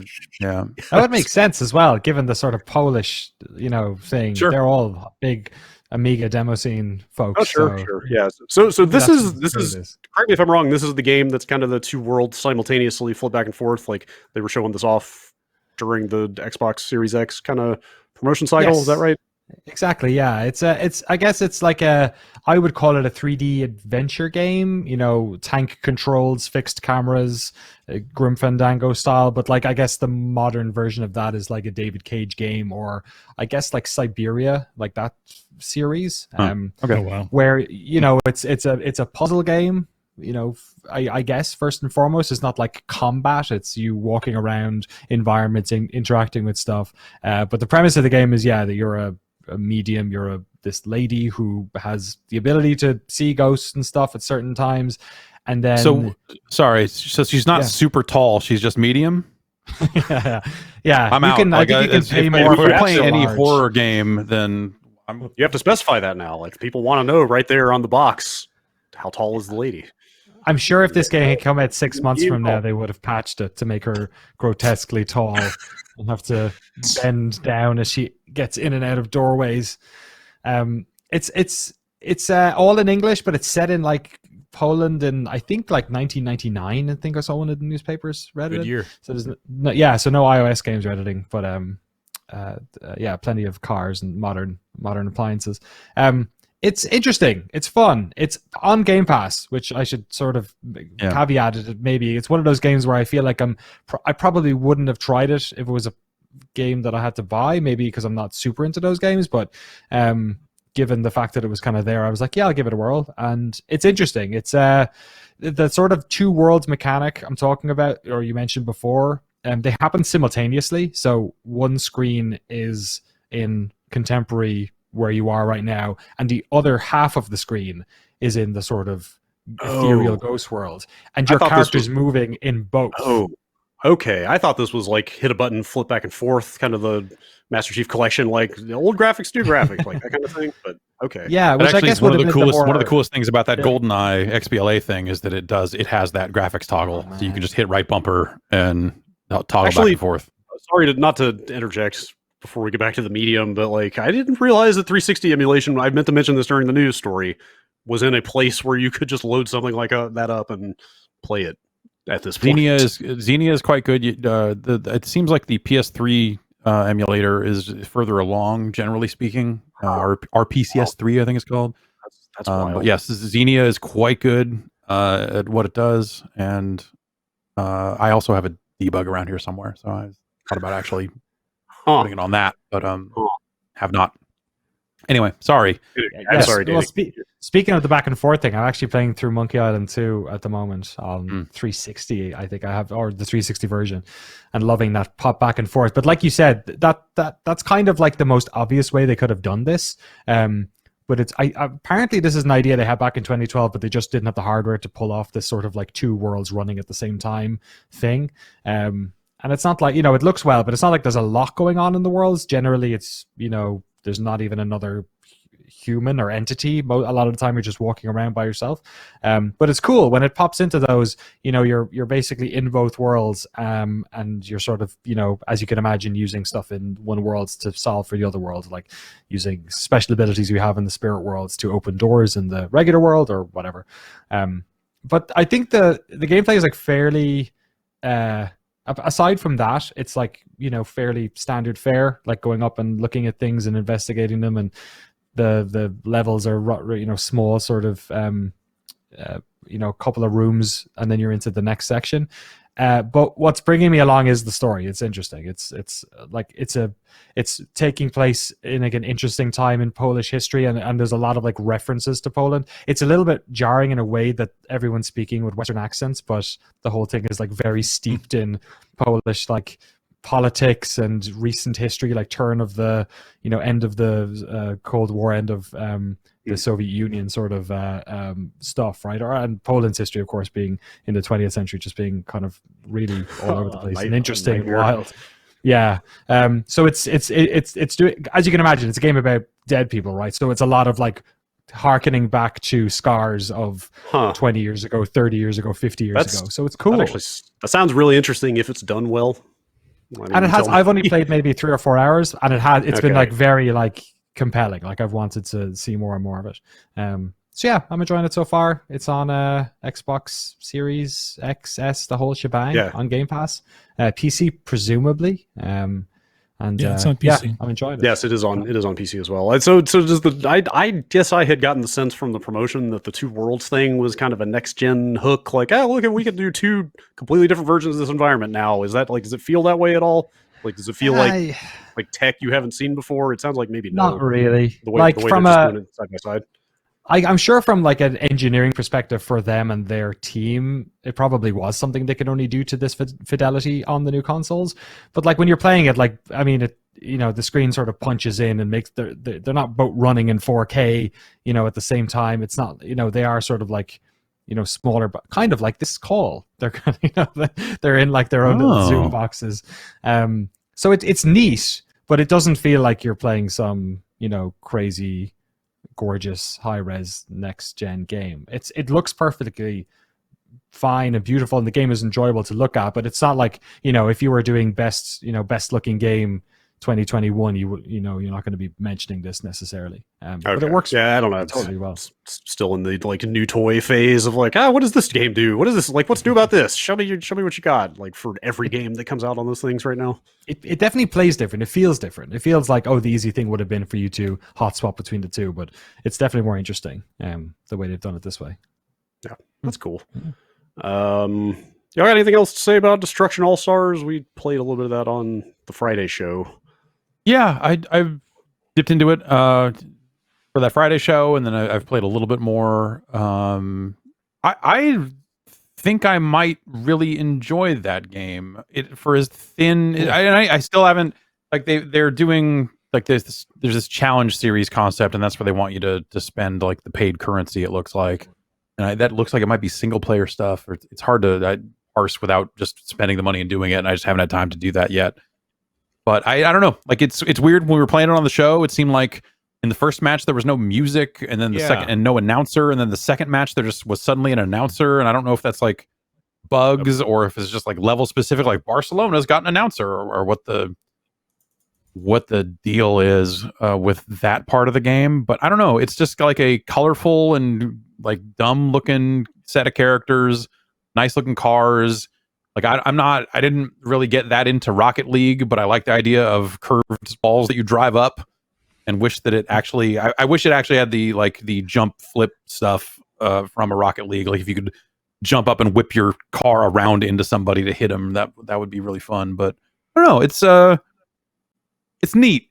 it's slim. It is right. It is available at the right price. I will say right now. It's wild to and think of it as a I fully know. paid Yeah, game, right? dude. Like, The what was idea that of that game being sold for $70 right now is like, oof, I don't think that would go It's over very well. crazy. But as a add to library button press sort of a game, I think it's pretty cool. And if they were to stick with it and flesh it out and maybe do some more stuff with the modes, like I think the only mode I really like is the main, just kind of drive around and fuck shit up. Like when they try to do objective modes and stuff like that, I think it loses some of that purity, and I don't think the tactics of those modes make up for that. But it's interesting. It's interesting. I'm having a pretty decent time with it. So I don't know. Let's check it out if you got PlayStation Plus. Hey. Well, yeah, I do want to spend some more time with it, and I'll probably sink some money into the other part of it and see what the hell that even is, because that's still a strange mystery. I think we're gonna try to record something with it this week.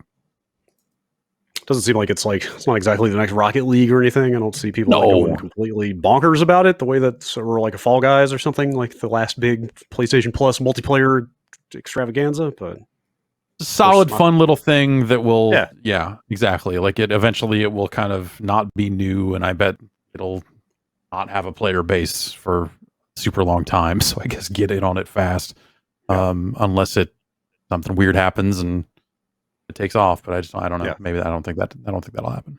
some like nice production values in there with like that select screen with all the characters popping up full screen and stuff. Like I don't know. Good if feel the to the SSD driving helps too. with that stuff, but yeah. Yes, yeah. Good How do feel you to the feel about the driving. menu music? That menu music's real good. I like it a lot. Yeah. Yeah. Menus are like some of the best looking parts of that game, like the character select and all that stuff, weirdly enough. But yeah, no, it's decent little controller stuff, on the triggers and that sort of stuff while you're driving. And it's all right. If you're I mean, whatever. It's like a weird thing to like recommend because you probably have PlayStation Plus and you probably just have access to it anyway. But yeah, give it a look. You got that PlayStation Plus and you're like, whatever, who cares? Like, give it a look. How many other PlayStation 5 native games you got? Give it a look. How many? Yeah. I'd delete 3 things to download it. Give it a look. What were the candidates? What did you decide to trash? Well, I don't know. I've been deleting so much stuff since Hitman came out. Like when I had to download Hitman, I had to delete a bunch of stuff then. So I think, let's see, Godfall got cut at some point. No. I know. What? Pour one out. Yeah. Miles Morales, because I finished it, and Spider-Man Remastered, because I don't think I was going to play any more of that version of the game. Yeah, I am so close to the platinum in Miles Morales, and I want it. Partially because I want to delete the game. Like once you get the platinum, you totally delete it because you've done everything. Like it's disgusting. Like it is disgusting the amount of just like I've got to finish. I've got to get this wrapped up. So because I can't keep it here. Like totally, I'm like literally is like I need space badly, and if I just get that platinum, then I can delete that game forever. But I had a moment where I was like, maybe I should start playing. If I ever play any more Black Ops, maybe I should just get it on PC because I can't afford to leave it on this hard drive. Oh, right. Like that's a weird consideration. And totally, like I have that is the version of Mortal Kombat 11 that I played the most of. And have all the combat packs and skins for and stuff. So when that came out on PS5, it's a big fucking game. So that's on there still. But I'm looking at it going like, shit, I gotta. You can't delete MK11. Do you think that this is why they made it so easy to download PS4 versions of games, because they knew you were going to need to put some games on an external? Huh? Maybe. Maybe. Do you have an external hooked up? Yeah, I do. Did you end up hooking it back up? Like, is that not breaking your PS5 anymore? Yeah, it's not. I think I think that my issues were mostly around when I was playing Miles Morales and Black Ops at launch. And I think that Black Ops has not. I haven't played it at all lately, but it seemed like that got patched and fixed at some point to where that was working. The problem I have now is unrelated to all that stuff, where I think it was the end of last week's show. I was like, I'm going to download the Division 2 because that's where I played that on PlayStation, and they I guess uncapped that frame rate. So I'm gonna go download that. So I went to go download it, and it's all set up to download to my external drive, which has a terabyte free on it. And I hit the button, and it's like, you need to free up some space.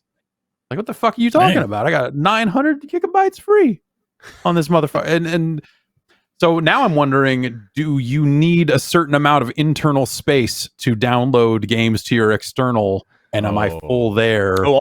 I haven't tried that yet to see if that solves the problem, but I could not get it to download. I don't know what I needed to do there. PS4 was the same way. It needed like a huge amount of kind of scratch space on the drive to do anything like patch. Like I remember on the PS4 like having like just under 100 gigabytes free, and it wouldn't patch a game because it was like you need to free up more space to be able to download and process this. Like there's all kinds of weird stuff like that. So I wonder if I just need to delete one more PS5 game because it will only do that on the internal drive. Because I'm not trying to download it there. I'm trying to put it on the external, but it still won't go. So I don't know what the deal is. After 2 straight weeks of rest mode crashing every single time I tried it, it just started working again randomly over the weekend, and it's been fine since, and I have no idea why. Like, no idea. This week, right? Don't fight it. What's that?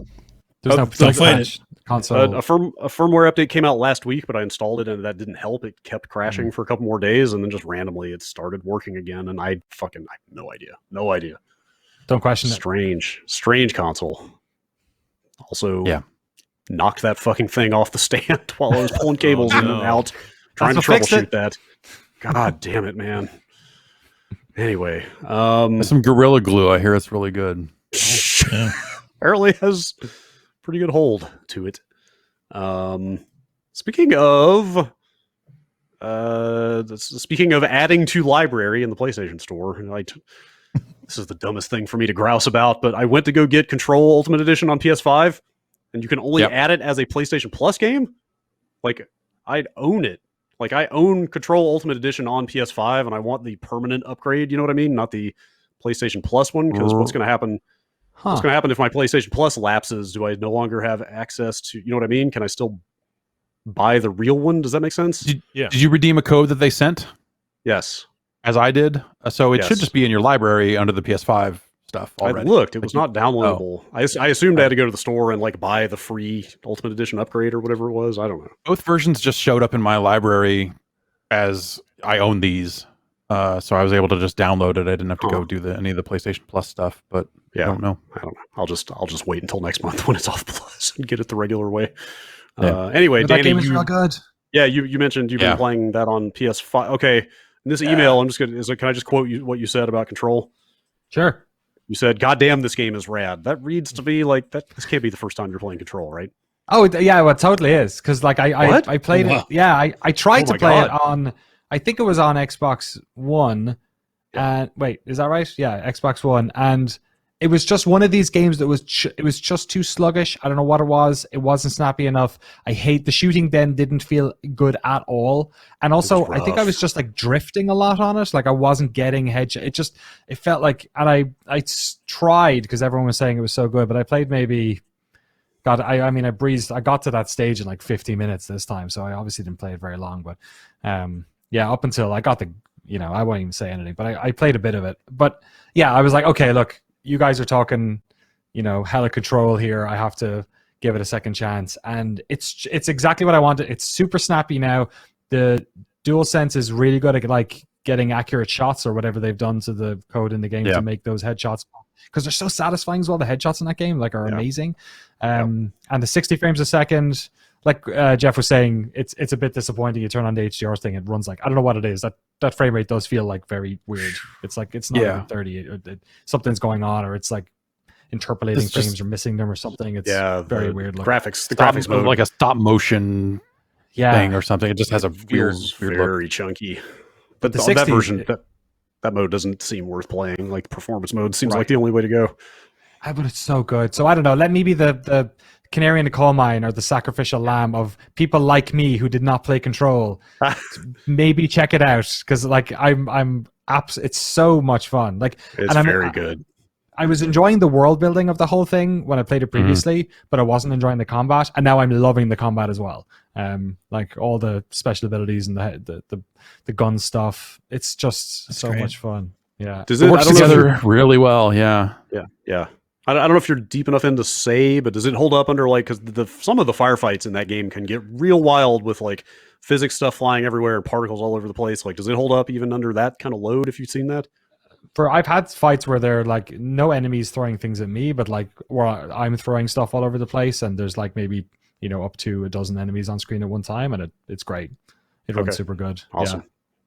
They added a lot of I guess it's like I think they added it as an accessibility menu sort of thing. I think for Ultimate Edition or maybe somewhere for a little bit further back than that. Like they added a lot of stuff. Like if you want like a snap to aiming and stuff like that, like there's a lot of other like assist level things you can turn on in the accessibility options for like. So I think even if people were just like, God, I hate the shooting and I'm having a hard time lining up shots, like you can make a lot of adjustments that will make that combat a lot more forgiving. That's interesting. I wonder if they also then added in, because there's like always assists happening that you don't know about in these games. I wonder if they tweaked some of that stuff, because I had such a hard time before. It feels pretty much the same. To me, it feels pretty much the same as it did when I played it on PC. So okay, I don't that's know my problem. Maybe I should have played it on PC, because I've had this with a bunch of games. When the Series X came out, I went back and played a bunch of games that just never didn't run as well as I wanted to. Like The Long Dark, I played a bunch more on Series X when it came out. That Blair Witch game made by our good friends at Bloober Team, I played a bunch of that again on the Series X. So I don't know what it was. I bet I've just had my television on like non-game mode for like 2 years or something. So I just had too much latency. I don't know. Whatever it was, it's like night and day now. It's almost like these games felt like they were made to run on games on a console this powerful and not the one they were on. Or something. Dude, I know I've mentioned it before, but like, if we get to the end of this honeymoon period where everything is 60 FPS on these consoles, like I'm going to be so bummed out. I don't know if we will or not. Like maybe developers are just going to see that as like, okay, that's something we need to actually prioritize now because so many people like it. Or I just cynically assume they're going to go back to like screenshots trump everything. You got to make the screenshots look as good as possible to sell the games off the shelf.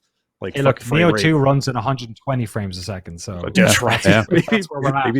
Maybe they're going in the right way. Like I don't know. Anecdotally, I feel like I have seen enough like posts on your reset eras and your Reddits and places of people literally just like mea culpa, like, okay, I know I used to say I didn't care about frame rate, and then I got a PS5 and everything is 60 FPS, and now I get it. It's like I can never go back now. Like I feel like there's enough of that going around that like maybe it actually sticks around. I don't know. It would be great, but I'm not counting on it. I hope so. Oh man. Yeah. Play Control. Anyway. Yes, absolutely. I am very envious of you. Control is like a top 5 game I wish I could just forget and play again from the beginning without remembering it, because just peeling back the layers on the world building and the story that the way they do is just so cool in that thing. Let's see. Yeah, you guys mentioned Neo real fast. I know it's just kind of Neo but smoother. Is there much to say there? It's smoother, yeah. I'm playing it on PC. Danny mentioned 120 frames per second. I don't think you can uncap it, but I think it goes up to that 120 hertz. It's got a widescreen mode as well now. I'm not sure if it goes. It definitely goes up to 4K, but my monitor, I don't have it set for that. But anyway, runs like a dream. It's beautiful. That game's good. Danny, I'm really excited to hear you're playing it. I want to hear more about your time with it. Yeah, sure. It's one of those ones that it kept coming up at the end of 2020, like as a game that I know people who are fans of it didn't think it got its just desserts in a lot of like end of year discussions or something. And I'd never played it, and I've gotten into the Soulsborne games in the past couple of years. And I guess it sort of always gets brought up in that conversation. I didn't realize how much of one of those games that actually was, though. Totally, yeah. So I'm really enjoying it. Their spin on it, but yeah, it's good. I basically just feel like the same jerk I feel like for playing Control now, where like this is a good game that came out, and I get to enjoy it in its like best looking incarnation with all of the DLCs or whatever. But I think is it $40 on? I'm playing it on PS5. Maybe it's 50, and then it's 70 for the version that has Neo 1 as well. I didn't do that. Right. And it says it's got 4K mode, 120 FPS mode, and then just what they call PlayStation 5 mode, which I guess is just like a sort of a mix of all of the above. Like it's high resolution and it plays at 60 and it looks great and it runs, let's check that frame out. rate's nice. So yeah, but I'm super early into it and there's a lot going on in that game, Jason, that I think is going to take me a while to sort of wrap my head around.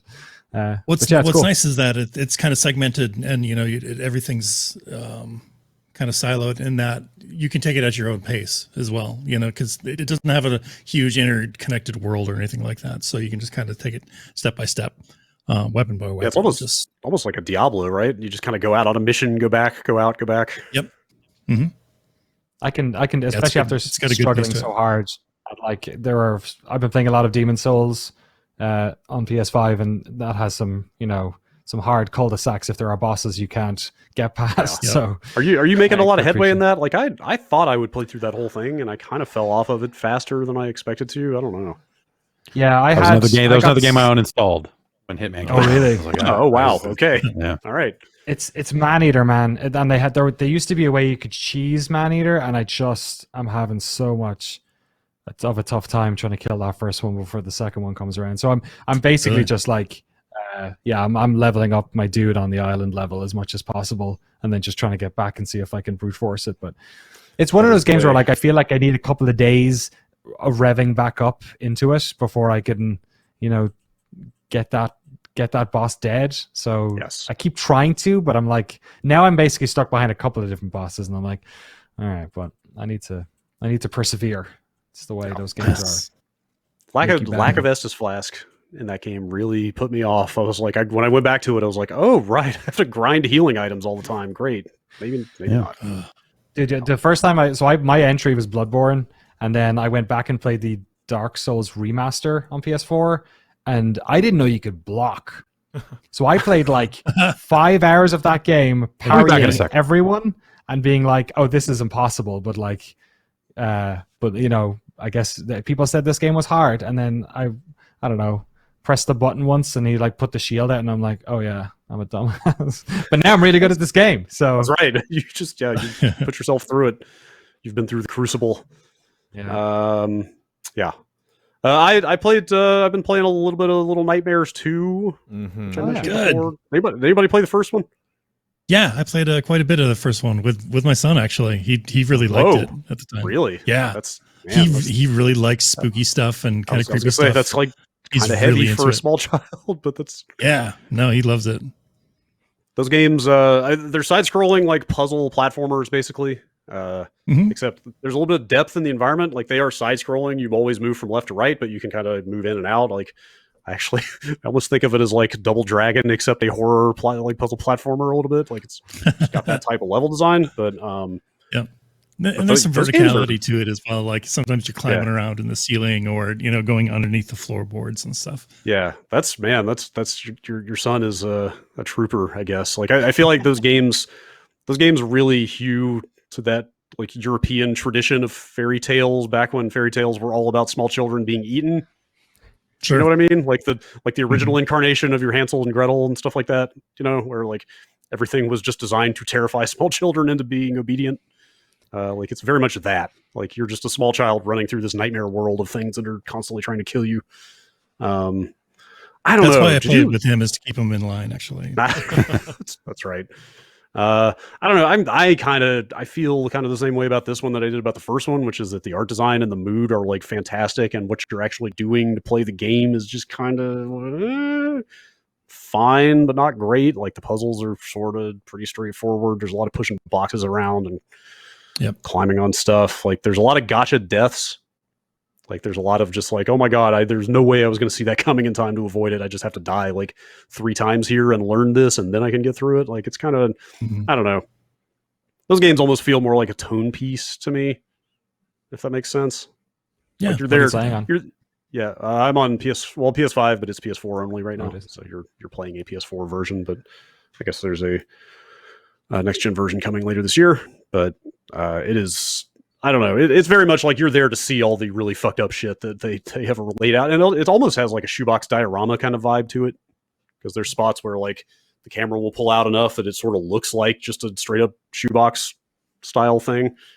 Mm-hmm. And there's all these like, you run by all these like still life scenes of like a family eating dinner, except like one of the child's eyeballs is falling out, and like the mother's entire face is like grown over by some awful like fungus or something, and like it's just a lot of really like gross imagery, like the art. Like I said, the art and it's just extremely striking. Yeah, I like Yes, the tone of it.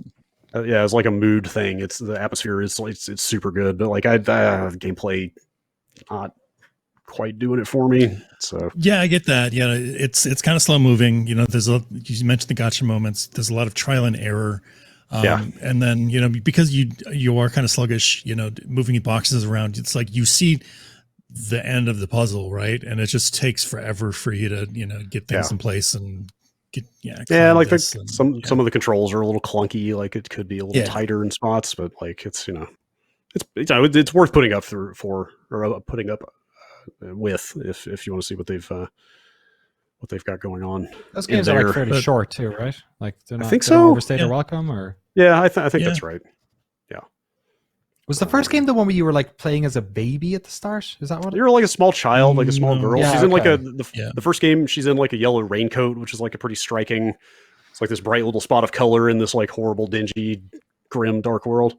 We all float down here kind of vibes. Yes, kind of. Yes, she's actually. I guess it's her in this one. You have a companion, which I think is new. You didn't have that in the first game, right, Jason? No companion, no. Yeah, like you basically have an AI buddy running around with you in this one that like helps you solve some puzzle. Like you need her to help you boost you up to make a jump, or like she'll help you push stuff around, stuff like that. And I'm pretty sure that's new, and I think that's her. I'm pretty sure that is the playable character from the first game. So all right, it's interesting. Yeah, it's cool. It's, you know, it's more of that. I think I don't think it necessarily fixes the issues I had with the first one, but it's pretty fucked up in spots. Speaking of effed up, Jan. Yes. You got that ease? Oh boy. I've got that ease. I've been ease curious for several years now. And I thought I'd finally, I was looking at last year, and then I didn't notice that I played a lot of JRPGs last year with, Yakuza, 13 Sentinels, FF7. And then this game came out, and then I was like, well, why not? It's the 9th one, right? They've probably hammered it out. It's probably amazing at this point. So Ease 9, Monstrum Nox, still fairly early into it. It's starts off like a classic action RPG, and I tried the demo for, I believe it was the 8th game. I'm assuming it was the 8th game, the most recent one before this. And it's a party-based action RPG system, so you're switching around with your party of 3. Your main dude, Adol, I believe, has been the main protagonist. Dude with the red hair. The dude with the red hair. Yes, that's Brad. Some things never change, I guess. Well, they've innovated because now he has blue hair. What? Yeah. Whoa.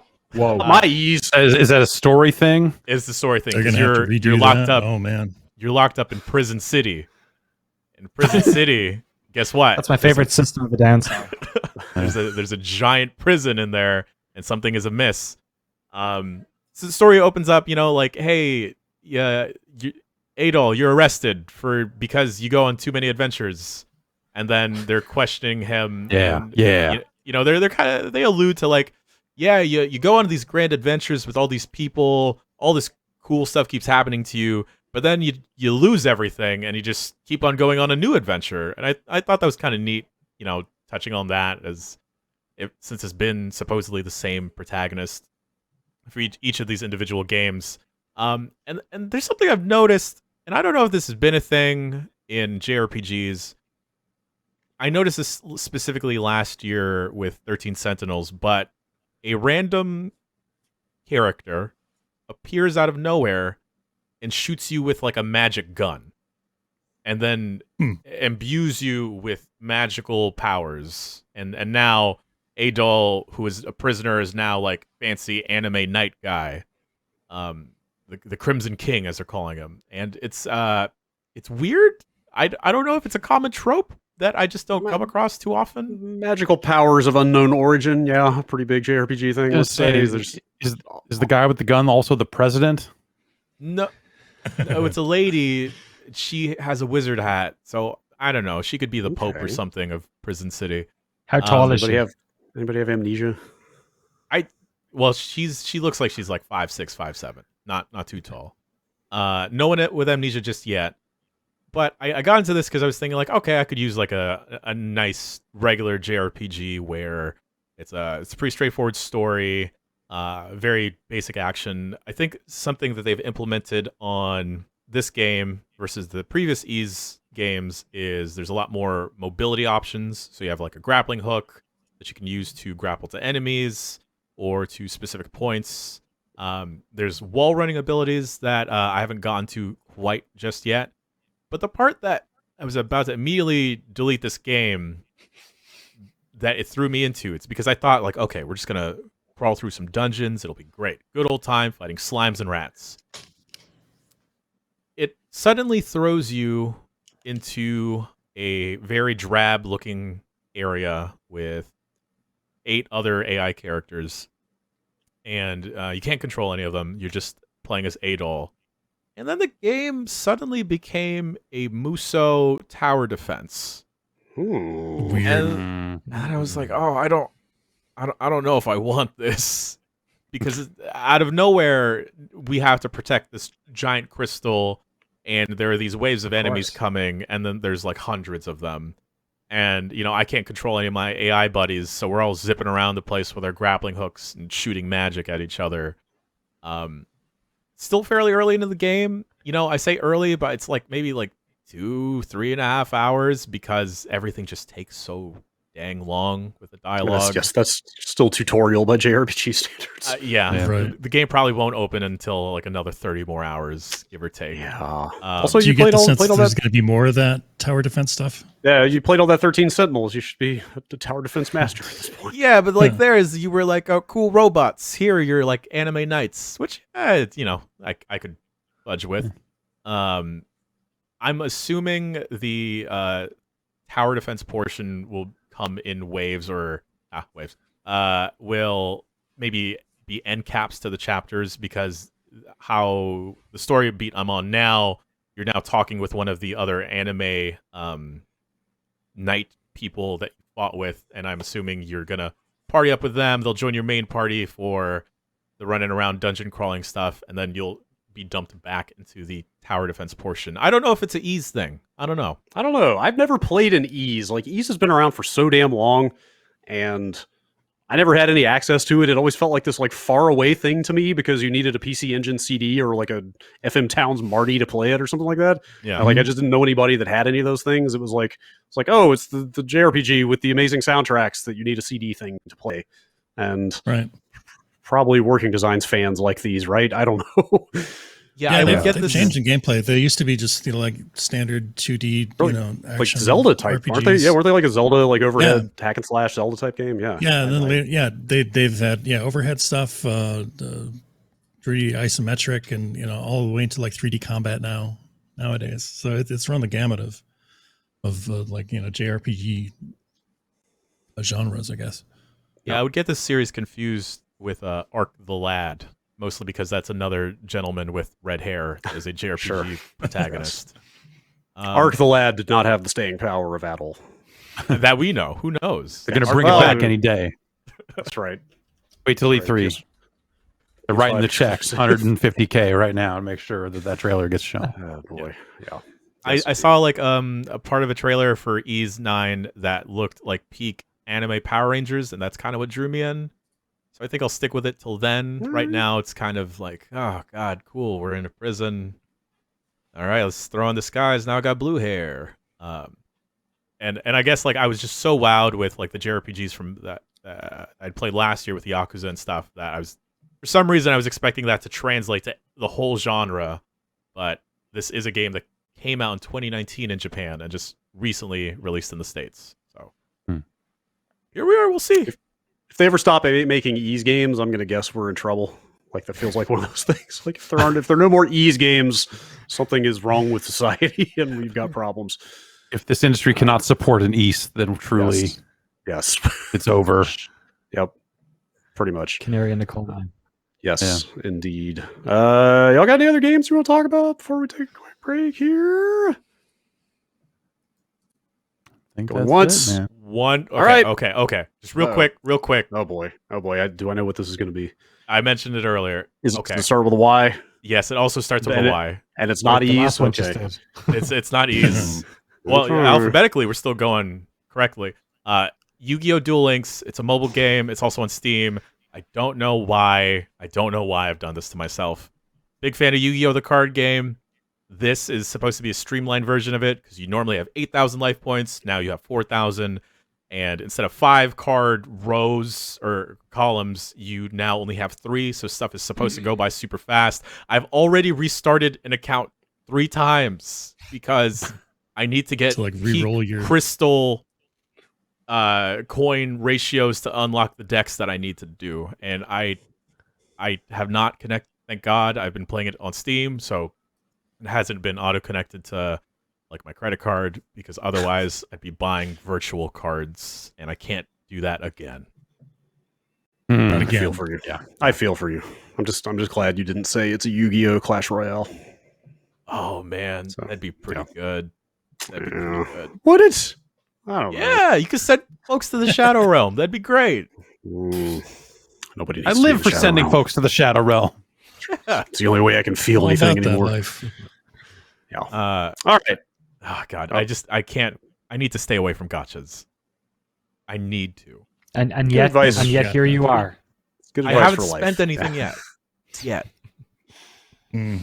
Can I expense it? No. Okay. No. Damn it. Maybe. Make a video of it. You can expense anything. Fantastic. Oh boy. All right. That's enough of all that. Let's take one more real quick break and we'll come back and read some emails. We'll see you in a minute.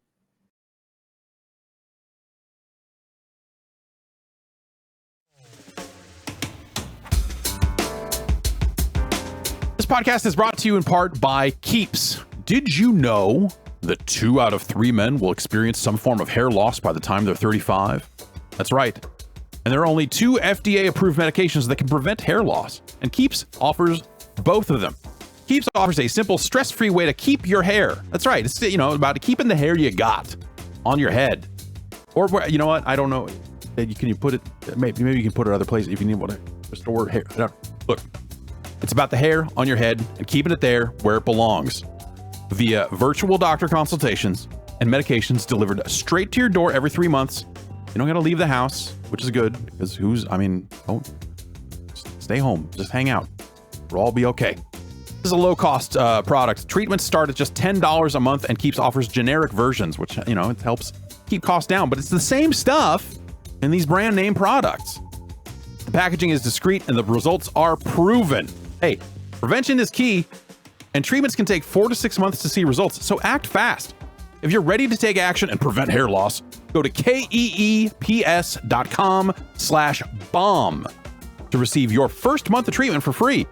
That's keeps.com/bomb to get your first month free. keeps.com/bomb.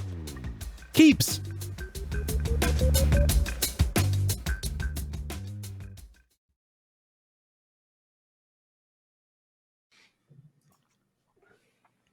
Emails. I got some. Let's read them. They came in to bombcast@giantbomb.com. Whoa, you say? Whoa. Whoa. Whoa. What is happening? That was a lot. Yeah, jeez. Oh my God. I can't. I fully come to understand your woe now. There's a lot to take in. Bombcast@giantbomb.com. That's right. I understand everyone's woe. That's all we can hope for. Emails. Here we go. I'll just read some. Nate from Portland. Whoa. I learned recently that Phantasy Star 4 cost $99 back in 1993. In 2021 dollars, that would be about $178. It's ridiculous. Is there any game real or non-existent that you would spend $178 on? This is just for the game, so no crazy Steel Battalion controller or some other gimmick. I could be tricked into spending $178 on Elden Ring, but that's because I'm an idiot. I would have I've liked to definitely say spent that on fighting games, between different versions. Yeah. And buying arcade sticks, stuff like that. Yeah, I mean, I was but going I'm to say, trying to think of like one singular item. right, like that I I'd would spent do, like I don't 3 know. times that much on Dota, but I don't think that counts within his rules. So Right. I think If So there you was have, just like- a straight up like normal Half-Life game, like 15-hour Half-Life game, Half-Life 3. I mean, given that I spent God knows how much to play Alex, the way it was meant to be played, easy. I would drop $200. wow, no on kidding. that single- Wow, yeah. that big, that big, You which Wow. which Arctic headset? Which yeah, right. Which headset did you go for? I play got an Alex. index. An index? Yeah, because I had one that was 5 years old. I think I had I had the first version of the Vive, I think. Okay. Which loved to pieces, but I had to do it. Thought I'd never get another Half-Life game.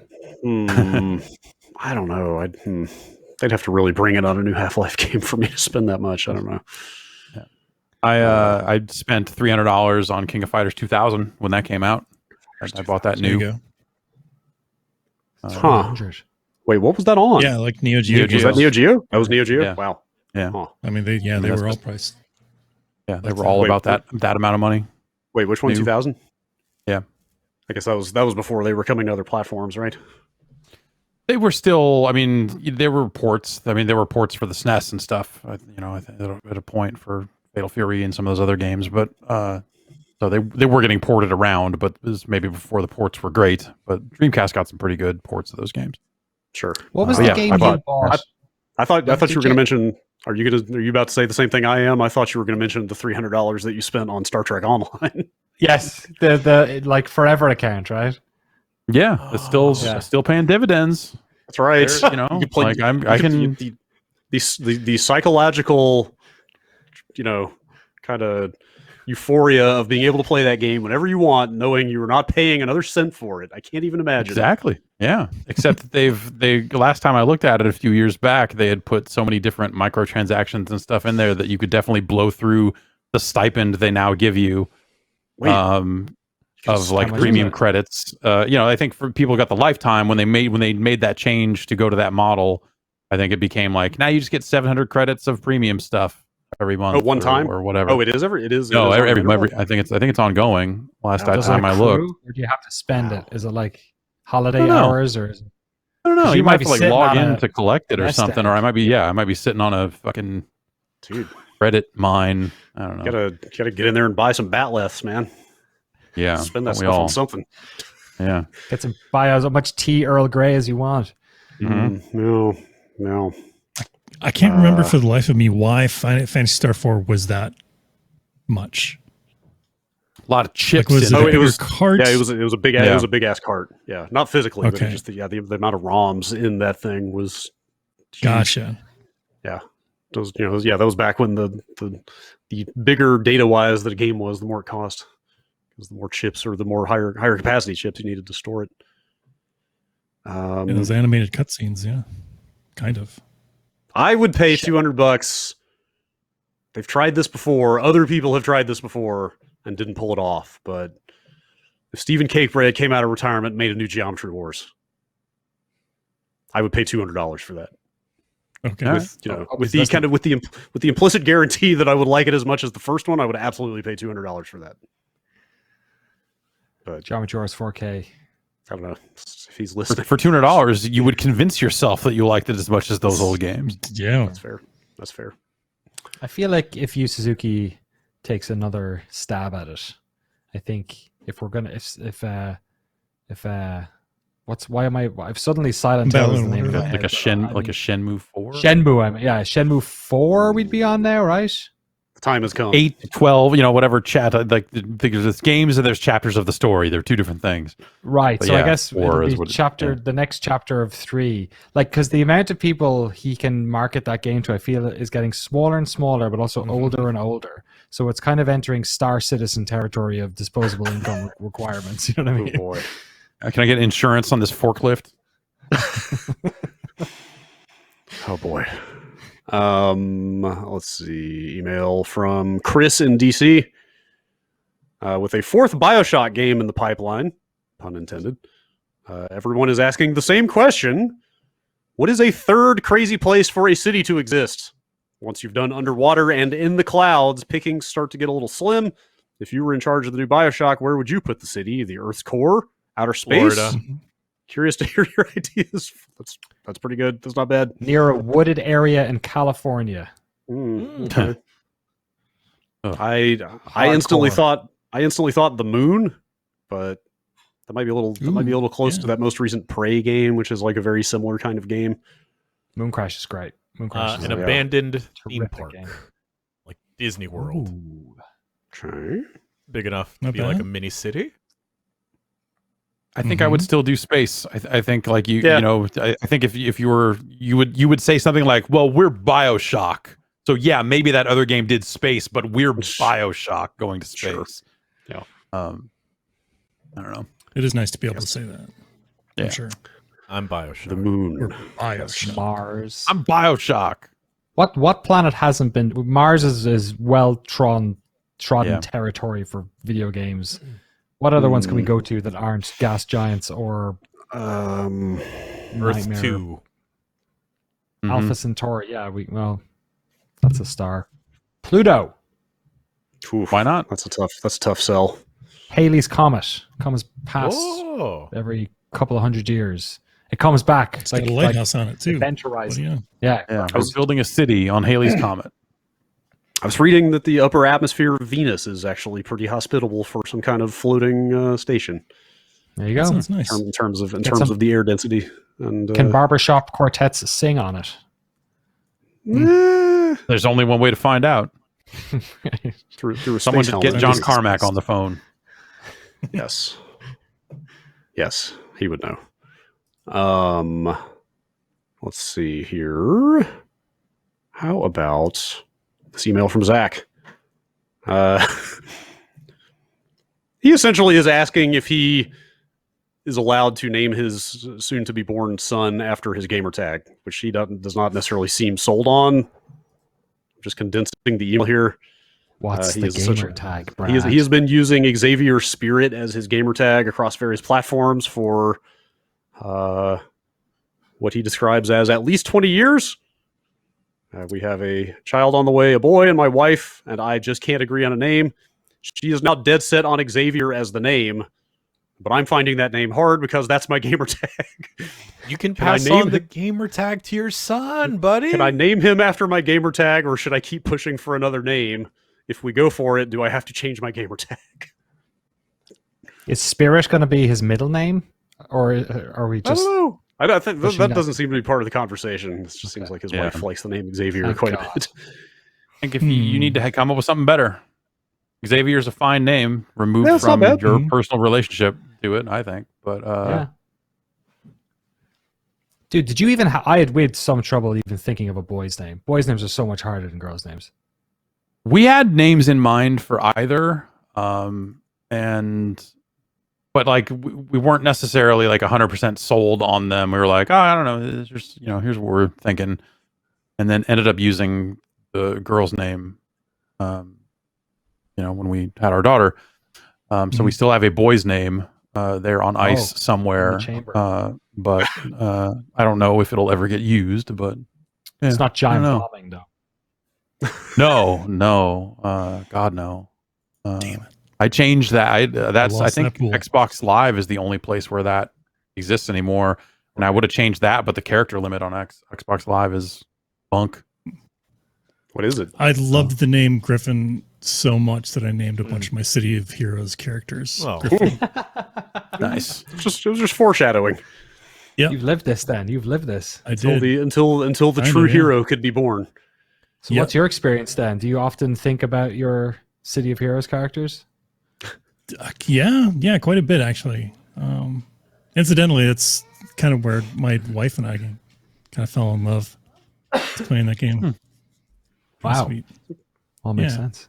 Appropriate. Yeah, Yeah. Well, there you go. There's your answer. Yeah, go for it. go for it. Question from Tony. Will Battleborn be the first thing in Ready Player One that no one has nostalgia for? Is Battleborn really in Ready Player? I've not read the book nor seen the movie. Is Battleborn actually in Ready Player One? It's like a character or Isn't- something, I don't right? know. Yeah, isn't the mushroom guy in a shot somewhere? Is that what it is? Is that wow? I don't know. Yeah. That's Oh yeah, huh? that may be a little presumptuous. Somebody's gonna have nostalgia for Battleborn, right? Yeah, sure. Randy Pitchford. Oh boy, that's right. Apparently, Battletoads are in Ready Player One as well. So Yeah. we Oh, got good cool. company. Sure. Yeah. I don't know. I've just There's the mushroom guy. never felt any urge whatsoever to partake of that property. I don't know. You tell me. Has anybody read it here? I watched that movie. Reddit? No. Oh, Yeah. I watched the movie. Okay. I tried to at one point. I got No. through it. Okay. Way to Strong sell it. endorsement. I got Strong through it. endorsement. Yes. I don't like that main guy though. Don't like it. Player One, Yeah, The kid. is that his name? Yes, that's the guy. Xavier. Yes. All right. Email from Asmund in Norway. Did you know that Square Enix wanted to change the voice actor for Agent 47 in Hitman Absolution? Originally, William Mapother, I guess how you say that, of Lost fame, was supposed to replace David Bateson as the voice of Agent 47. IO had to go behind Square Enix's back and record the lines from Absolution with David Bateson as the returning voice. When showing the game with David as the voice, Square changed their minds. I don't believe that Hitman World of Assassination trilogy would work with any other voice actor playing 47. no. I think They never should have I used Kiefer Sutherland for Metal Gear Solid 5 either. huge. Yes, I mean, I guess I can't disagree. I can't disagree with that. But As someone with, I didn't really have a huge attachment to the Hitman games until this most recent trilogy. So, for me, it wasn't like, the classic Hitman voice, but it was like, it's just a perfect voice for that character. Like It's a so perfectly good. acted, it's just so good. not just acted, but directed. Like whoever is yes, there yeah. telling him how to play that character and how to like just deadpan his way through everything. Totally. It's Perfect. like it's incredible. Like I totally agree with this emailer. Like that series would not work the way it does with any other voice actor. should go IO back and play Interactive the should original use games. IO Interactive should use its pull to make this GoldenEye thing happen. Now that they're doing a Bond game, Sure. Deluxe Edition Finally. comes with Xbox 360 version of GoldenEye that runs on your Xbox Series X. Sure. Hidden in a level. Exactly. There's a Something- 360 some- just Something about that 47 performance almost feels computer generated to me. Like, especially keeping with the idea that 47 is basically a manufactured murder robot who came out of a lab or whatever. Mhm. Like, Yeah. there's just like such an utter lack of emotion or humanity behind the voice. Like, it's so good. Yeah, when Dan and I met that guy when Oh my we God. visited his studio, he's such a sweet dude. It's Yeah. funny how warm and caring he is. Like he gave both of us a hug. Like Wow. we were old friends. I'm like, Oh, oh, wow. God, he just planted something on me, didn't he? For whatever reason, I mean, I'm sure he was out doing ducks. press again, but I ended up watching a couple of YouTube interviews with him after I finished 3, and like I didn't realize he looks kind of exactly like 47, Yeah. which is Yeah. like incredible in itself. An older 47. Yeah. He also cares about that role a lot. Like, Yeah. that's got to be his like biggest gig, right? Like, Oh I yeah. think so. Absolutely. I think so. I've been a long absolutely- time, too. I think I read he's like a stage actor originally, cool. or something. Yeah. That series is just something else. It's funny because he had done like 3 different line reads for Dan and I of the same line, and they were all so monotone, but they were all somehow different from each other. It's like, damn, you're good at your job. Yeah. That's acting, Bravo. baby. Yeah. Imagine That's trying pretty to good. explain that character and delivery to another actor. Like, it's so stripped back and weird. The interview I was watching, apparently, like he got the role because he was doing voice work for like a commercial or something in the booth next door when they were doing the first game, and they like heard his voice and they just went over there and asked Like, him if he "You, wanted to. You're the guy. Like if he wanted to do a computer game. I'm like half yeah. remembering this, but the voice of Diana has also been in the game for a long time, and I maybe someone in Denmark can correct me, but I think she's like a local news anchor or something, and her voice is also used on like the local transit system. Oh, Huh. wow. Huh. Wow, Yeah, that's cool. That makes So, like, so much He's got a sense real now. news presenter vibe. That, Yes, like, now that for you mention sure. it, like, yeah, there's a real. You could totally hear her cadence making to like a, that, s- like, a, like a service announcement right after like a ding dong, like in the subway. Yeah, it was That's like the- the first time I took BART like south of Daly City and would start hearing or maybe it was Caltrain, but it sounded like the Black Mesa one. You know, the Huh. announcements you get. It really, if you Yeah. take it to the airport, it really sounds like Black Mesa. I was like, oh, maybe that's where I Yeah. got that from.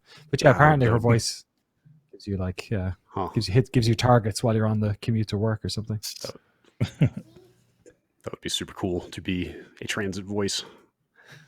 Bob from Denver. I think he gets a lot Bob of Denver jokes. wrote in? Yeah, I was gonna say. You think he gets a lot of jokes about that? No, That's my first, because that was he's my in first Denver novel. with other people that are in Denver. Yes, I guess, but they're not all named Bob. Fair enough. But I bet a lot But of they them are all have a named John. support group, probably. Like, Yeah. I don't know what Bob's it says, from but Denver. I was thinking of John Denver when I read this. Whatever. Here's the email. Subject line: Donkey Kong Country Club. Body: Donkey Kong Country Club. Like the The malt liquor. latest I don't know. group Is there, of is there actually a malt liquor named Dunk Country Club? Yes. Terrible. Like Donkey Kong Country. I don't know. They're exclusive. They don't allow certain members of certain species. Slippery and slope there. I can't get behind that. Yeah, that's I fair. can't get behind Donkey Kong Country That Club. one. King K. That's Rool and all his bananas just sitting in there. Yep. All right. Place just probably just smells like 99 bananas all the time. Oh, God. God. Ugh. Okay then. All right, Danny, I got an email for you. Oh, First of all, okay, help me out here. CRAIC. crack. Are you familiar? I'm sorry. Crack. What's the crack? Crack? Like Crack. just like crack. That's it. Yeah, crack. That's how you pronounce it. Crack. I assumed it would Like be either like crake or crike Crake? or something. Crack. Yeah, Okay, in fact, alright. it was. Go on. I could go on. Thanks for clearing that up. All right. Well, Nathan from County Wicklow in Ireland. What's the crack, lads? I believe I speak for all of Ireland when I say that we need to know which of these Danny would pick. Okay, here we go. Tea, berries, or lions? Oh, probably. But we were at Barry's house, I think. So probably Barry's. Yeah, Okay, all right. that's your one of pour those people. hot water in, sugar, milk, tea. You drink like 20 cups a day back home just to pass the time. like a milk tea, huh? Yeah, but I'm not worried. We whiskey. can, Yeah, either or. Whiskey, Jameson or Bushmills? I'm the worst. I love whiskey. I do not like Irish whiskey. I What? prefer. I drink no. Scotch over Irish whiskey, and I Oh drink boy. bourbon or rye over just about any of them. Dang, So I'm the okay. wrong person to ask. What was the two? Was it Powers and Jameson? Jameson and Bushmills. Bushmills. And Bushies. Oh, Jamie, baby. probably Bushmills, Okay, I guess. okay, Yeah. Sorry. Tullamore Dew. okay. All right, sure. Why not? There's a lot. There's a lot of Irish whiskies, and they're There is a all lot of sold Irish over here, which Yeah. makes sense because there's like 350 million people here and not 4.5. Yes, So indeed. they all just Indeed. like export them all the time. Yes. I feel had a like bottle of- when I was Okay. going to bars a lot more, it felt like it was in the middle of this like surge of everyone's into Jameson. Yes, Everyone right. is sure. like Was it just about, got super 10 big. years ago or something. Yeah, yeah. Yes, Jameson and absolutely. Powers, were they the two over here that people were picking between? I saw a lot of Bushmills over here. Bushmills? I know Dan Mahork and Joy were all about the Powers. So I drank a lot of Powers in the 540 Club Yeah. Yes, I could see that during for those sure. days. Mm. Every Had a- college had- party would end with too much Jameson. Yeah. Yes, I could see it for sure. I had a bottle of Redbreast 12 until recently. I cannot recommend enough. It's like the same distillery as Jameson. Apparently, it's like the base of Jameson. It's like part of the blend Right. that makes Jameson. Yeah, we went to the Jameson distillery on a school tour once.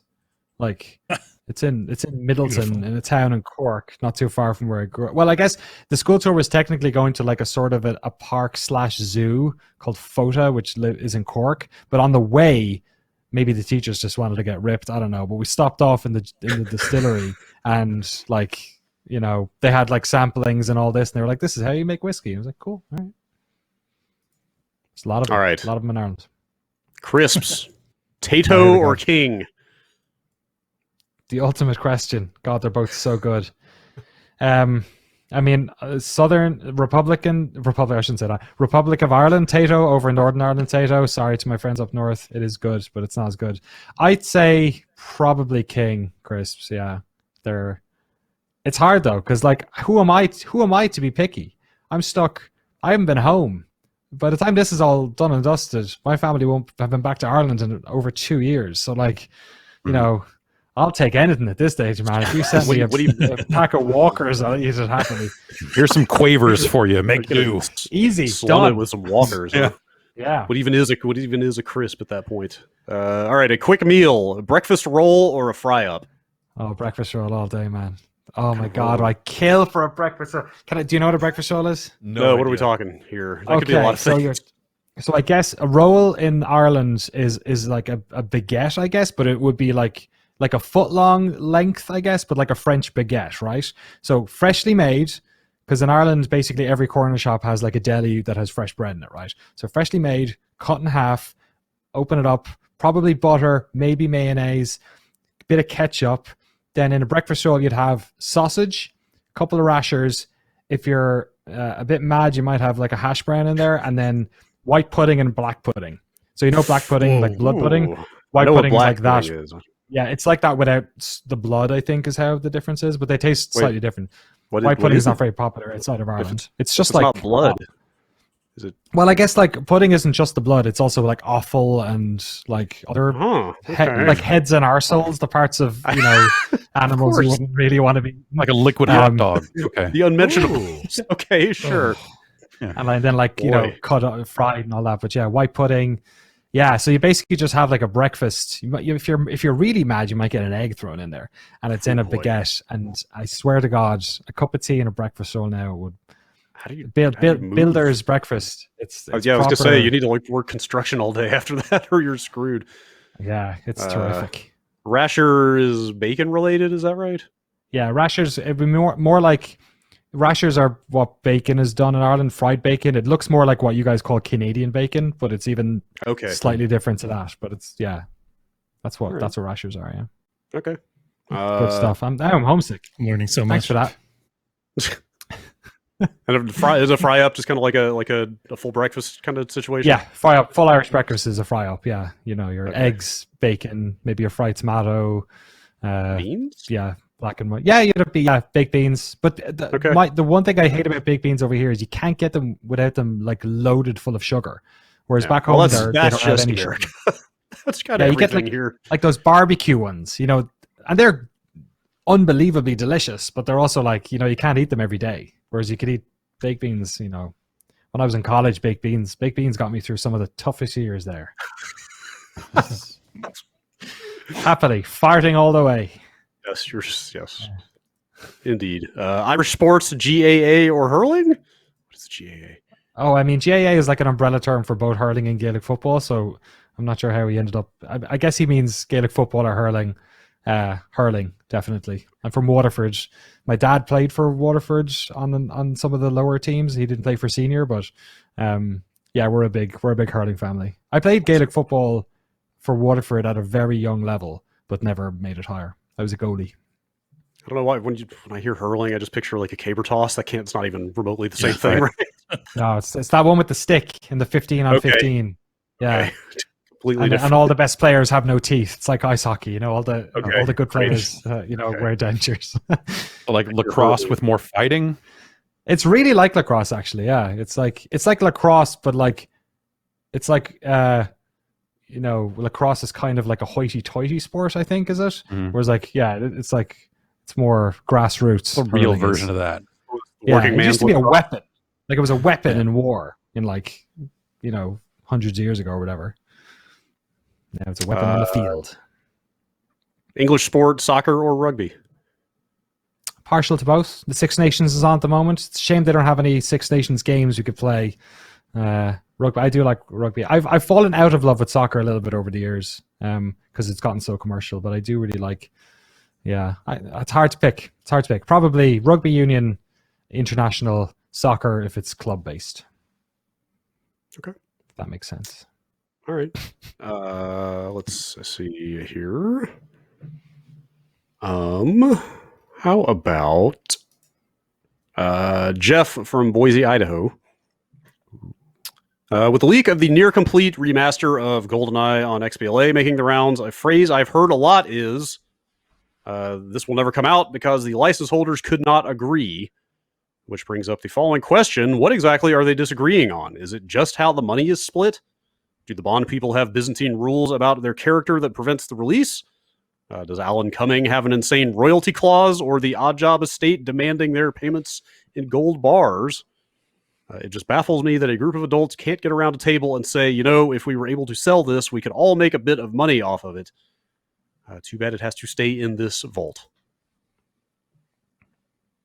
Well, I think in this case, they alluded to it a little bit, but it sounds like, more often than not, I bet in cases like this, it's not necessarily, we can't agree on terms. It's like, well, we think we can do better with it on this other deal completely, like Nintendo saying like, no, we're going to put it out over here. And why would we put it out over there? It'll weaken our position over here. So no, just like there's some things that just someone feels won't make like strategic sense. Yeah. Less straight money and more strategy, high level type stuff. Yeah. And at some point, if the money starts going up and up where you're like, well, would this get you to the table? Like at some point you're like, okay, this isn't going to turn any profit anymore for anyone because we have given Nintendo too much money to do it. And, or at some point, does Activision want to get theirs because they had the license at the time, and all that sort of stuff. So, it's the same deal with like licensed games where you're splitting the pie so many different ways that there's maybe not that much money left to make a great game or to, make it sufficiently profitable for the studio making it and all that other stuff. Yes. There's probably also weird edge cases you get into where there's like some ego or prestige kind of situation going on where it's just like, we would never be associated with these people, even if they have all the money in the world or something like that. Right. But, yeah, one of the biggest holdouts that comes to mind is the No One Lives Forever one, where like GOG do a lot of work, and so do other companies like the System Shock remake folks, Night Dive, to like try and unearth some of these. Yeah. And there's like loads of interesting stories that come out after the fact of how they got everyone to the table, because oftentimes people don't even know they have the rights to something. But yeah, the No One Lives for Everyone sounds like just time sometimes helps these things. If people are asking for too much, or if there's a weird holdout for some reason, somebody feels like they own an IP that is like a very strong position for them to be in. Maybe they're holding out a bit too much, but yeah. And if enough years go by with no one asking them for it, then maybe they're like, oh, geez, maybe I should just take a lower deal and just get this going. But every time someone asks, the price goes up, right? Yeah, exactly. So I've always come out now. Yeah. I've always read for the longest time that the Bond license holders in particular are just super picky and conservative about everything they do with the license, like who they will cast in the role and what people can do with it and all that stuff. They're supposedly just extremely uptight about that property. They also weren't above putting out a bunch of sort of not great Bond games in between GoldenEye and now, So right. Yeah. Yes. Rogue Agent again for like 2 weeks in a row came up. Yes. All right. Last email from Joe in Troy, Michigan. Last week, I was scrolling down Facebook when I saw an image of a slice of pizza in a pot of boiling water with the caption, "I'm a back right burner guy." The image disturbed me so much that I asked him why he was boiling a slice of pizza. He responded simply with better texture. I don't know about you, but I feel like there's no way a boiled slice of pizza has better texture than any other way to reheat a slice of pizza. I also feel like nothing boiled could be better than any other way it could be cooked. Can you guys think of anything? Pasta, I guess, is better boiled. Ramen. That's a good default. I guess that's Soup. a good default. The good default noodles are a good default answer to that question, I suppose. Wait, so this person was posting this picture because they were trying to show off which like of the oven hobs or whatever they were tops they were using. Yeah. The fact that it was like a boiling pizza was just like inconsequential to them.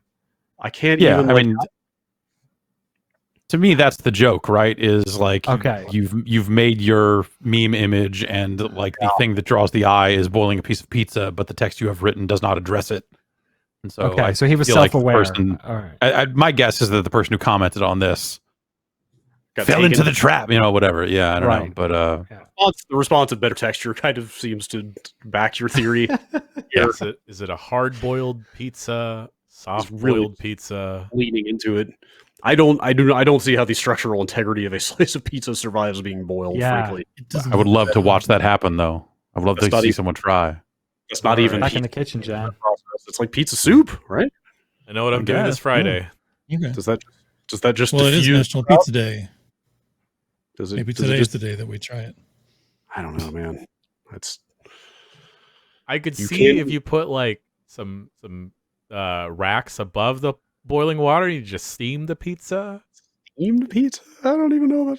I don't know, man. That could Like rehydrate flash it. fry it. Yes, Yeah. Okay. yes. Now I'm on board. Absolutely. There's very little things you can flash fry that doesn't work. Sure, Like it's chocolate bars, everything. it is not impossible to Google up pictures of people boiling pizza if you want to see what that looks like. But Nope. Well, like that Clear. seems to be the controversy of the TikToks of these people making horrific food for their children or loved ones in their kitchens, and now they're suddenly making videos of these like horrific concoctions that they think are totally normal. But now they're becoming self-aware, and people are doing trollier ones of those. Yeah. I just want to eat my food and not think about anyone else eating. yeah, I was gonna say boiled hot dogs are pretty much just fine. But Yeah. even then, after you Yeah. boil it, I'd still like throw it on a grill for a minute if you could. So, yeah, boiling. Eggs. Yeah. Yeah. Boiled eggs are great. All right, that's it for emails. Bombcast@giantbomb.com is the address to write into. Jason, you're about to. What is this clapping motion you have going on down there? I wasn't clapping. I was wiping my hands. Hand, This washing your filthy hands. pizza business. No. God. Sure. Disgusting. Washing your hands with this podcast. I want a pizza now. Yeah. Yeah. Let's go heat up some water. Let's get this thing going. Okay. All right. My that's back it. right burner is ready to rip. That's right. Where my Eating back it. right burner's at. Mhm. Yes. Danny, people can find your stuff at noclip.video. Is that correct? Just check out the YouTube channel, youtube.com/noclipvideo. We've what's going up? Bug Snacks, little mini documentary, 30 minutes or so about the design of all those characters going up on Monday. So that'll be Bunger. next. Oh, Yeah, man. got some bongers. Talk about the As bunker. part of it, they got me. I got sent a bunch of assets for the edit, and one of them just straight had all of the voice like wavs, and it was just a great time. Me and my daughter are playing Bug Snacks. She's like sitting on my lap and we're doing stuff. She wakes up in the morning and is like calling me Philbo and stuff. But I just went through it with her, and she was cracking. And that's all she wants to do is come in here and play with the Bug Snacks soundboard that I have access to. That seems like that would be a great thing about working with indie developers. It's just like they can do whatever the hell they want with their stuff. It's not like Yeah. 8 lawyers have to approve you having all those voice lines. They just like, fuck it. Here you go. Here's all of it. Yeah, totally. Especially with the Hades stuff, because that was just like, we'll figure it out later. So I spent most of the past 2 years just watching every meeting they did. 2 hours of meetings, playing on like triple speed, and they're like talking about all this stuff, and I'm like, well, we can't put any of this up, but that's cool. Knowledge. That's cool. Did you start getting that Bug Snacks access before launch, or is this all kind of post-release? No, thing? this was all a post-release thing. Yeah, it was weird. Last year was funny, especially with all the new consoles, where people were very sort of like worried about doing any pre-release stuff. Even if they were only half, working on something for a new console, it just felt like, oh, we should probably maybe clear it with someone else. So we ended up not doing a lot of. The only one we did last year that was very prescient of a game that came out last year was the Microsoft Flight Simulator stuff, but that was its own beast. Yeah, so it's cool because now we've actually recorded a bunch of stuff about 2020 games over the past few weeks because everyone's now kind of like, cool, the consoles are out, we don't have to worry about any of this stuff. We can kind of speak more candidly. So Cool. Yeah. Nice. keep them busy. Yes. Look for that stuff coming Fun. soon. Yes. Speaking of coming soon around here, we will have the excuse me, hopefully the conclusion of the amazing Hitman race that we began last week tomorrow. Nice. Vinny has got, somebody did the math. Vinny has got a solid 15 minutes on me. So I've You got can make quite it up, a Brad. You man. can make it up. quite a deficit to overcome his strategy. You caught up in Berlin. I made up some ground for sure, but his strategy has proven to be far superior to mine so far. So, yeah, look for that. We got a bunch of videos of games coming and the Friday stream and all that fun stuff. So, yeah, we will see you back here for all that stuff throughout the week and another Giant Bombcast at the same time next week. We'll see you then.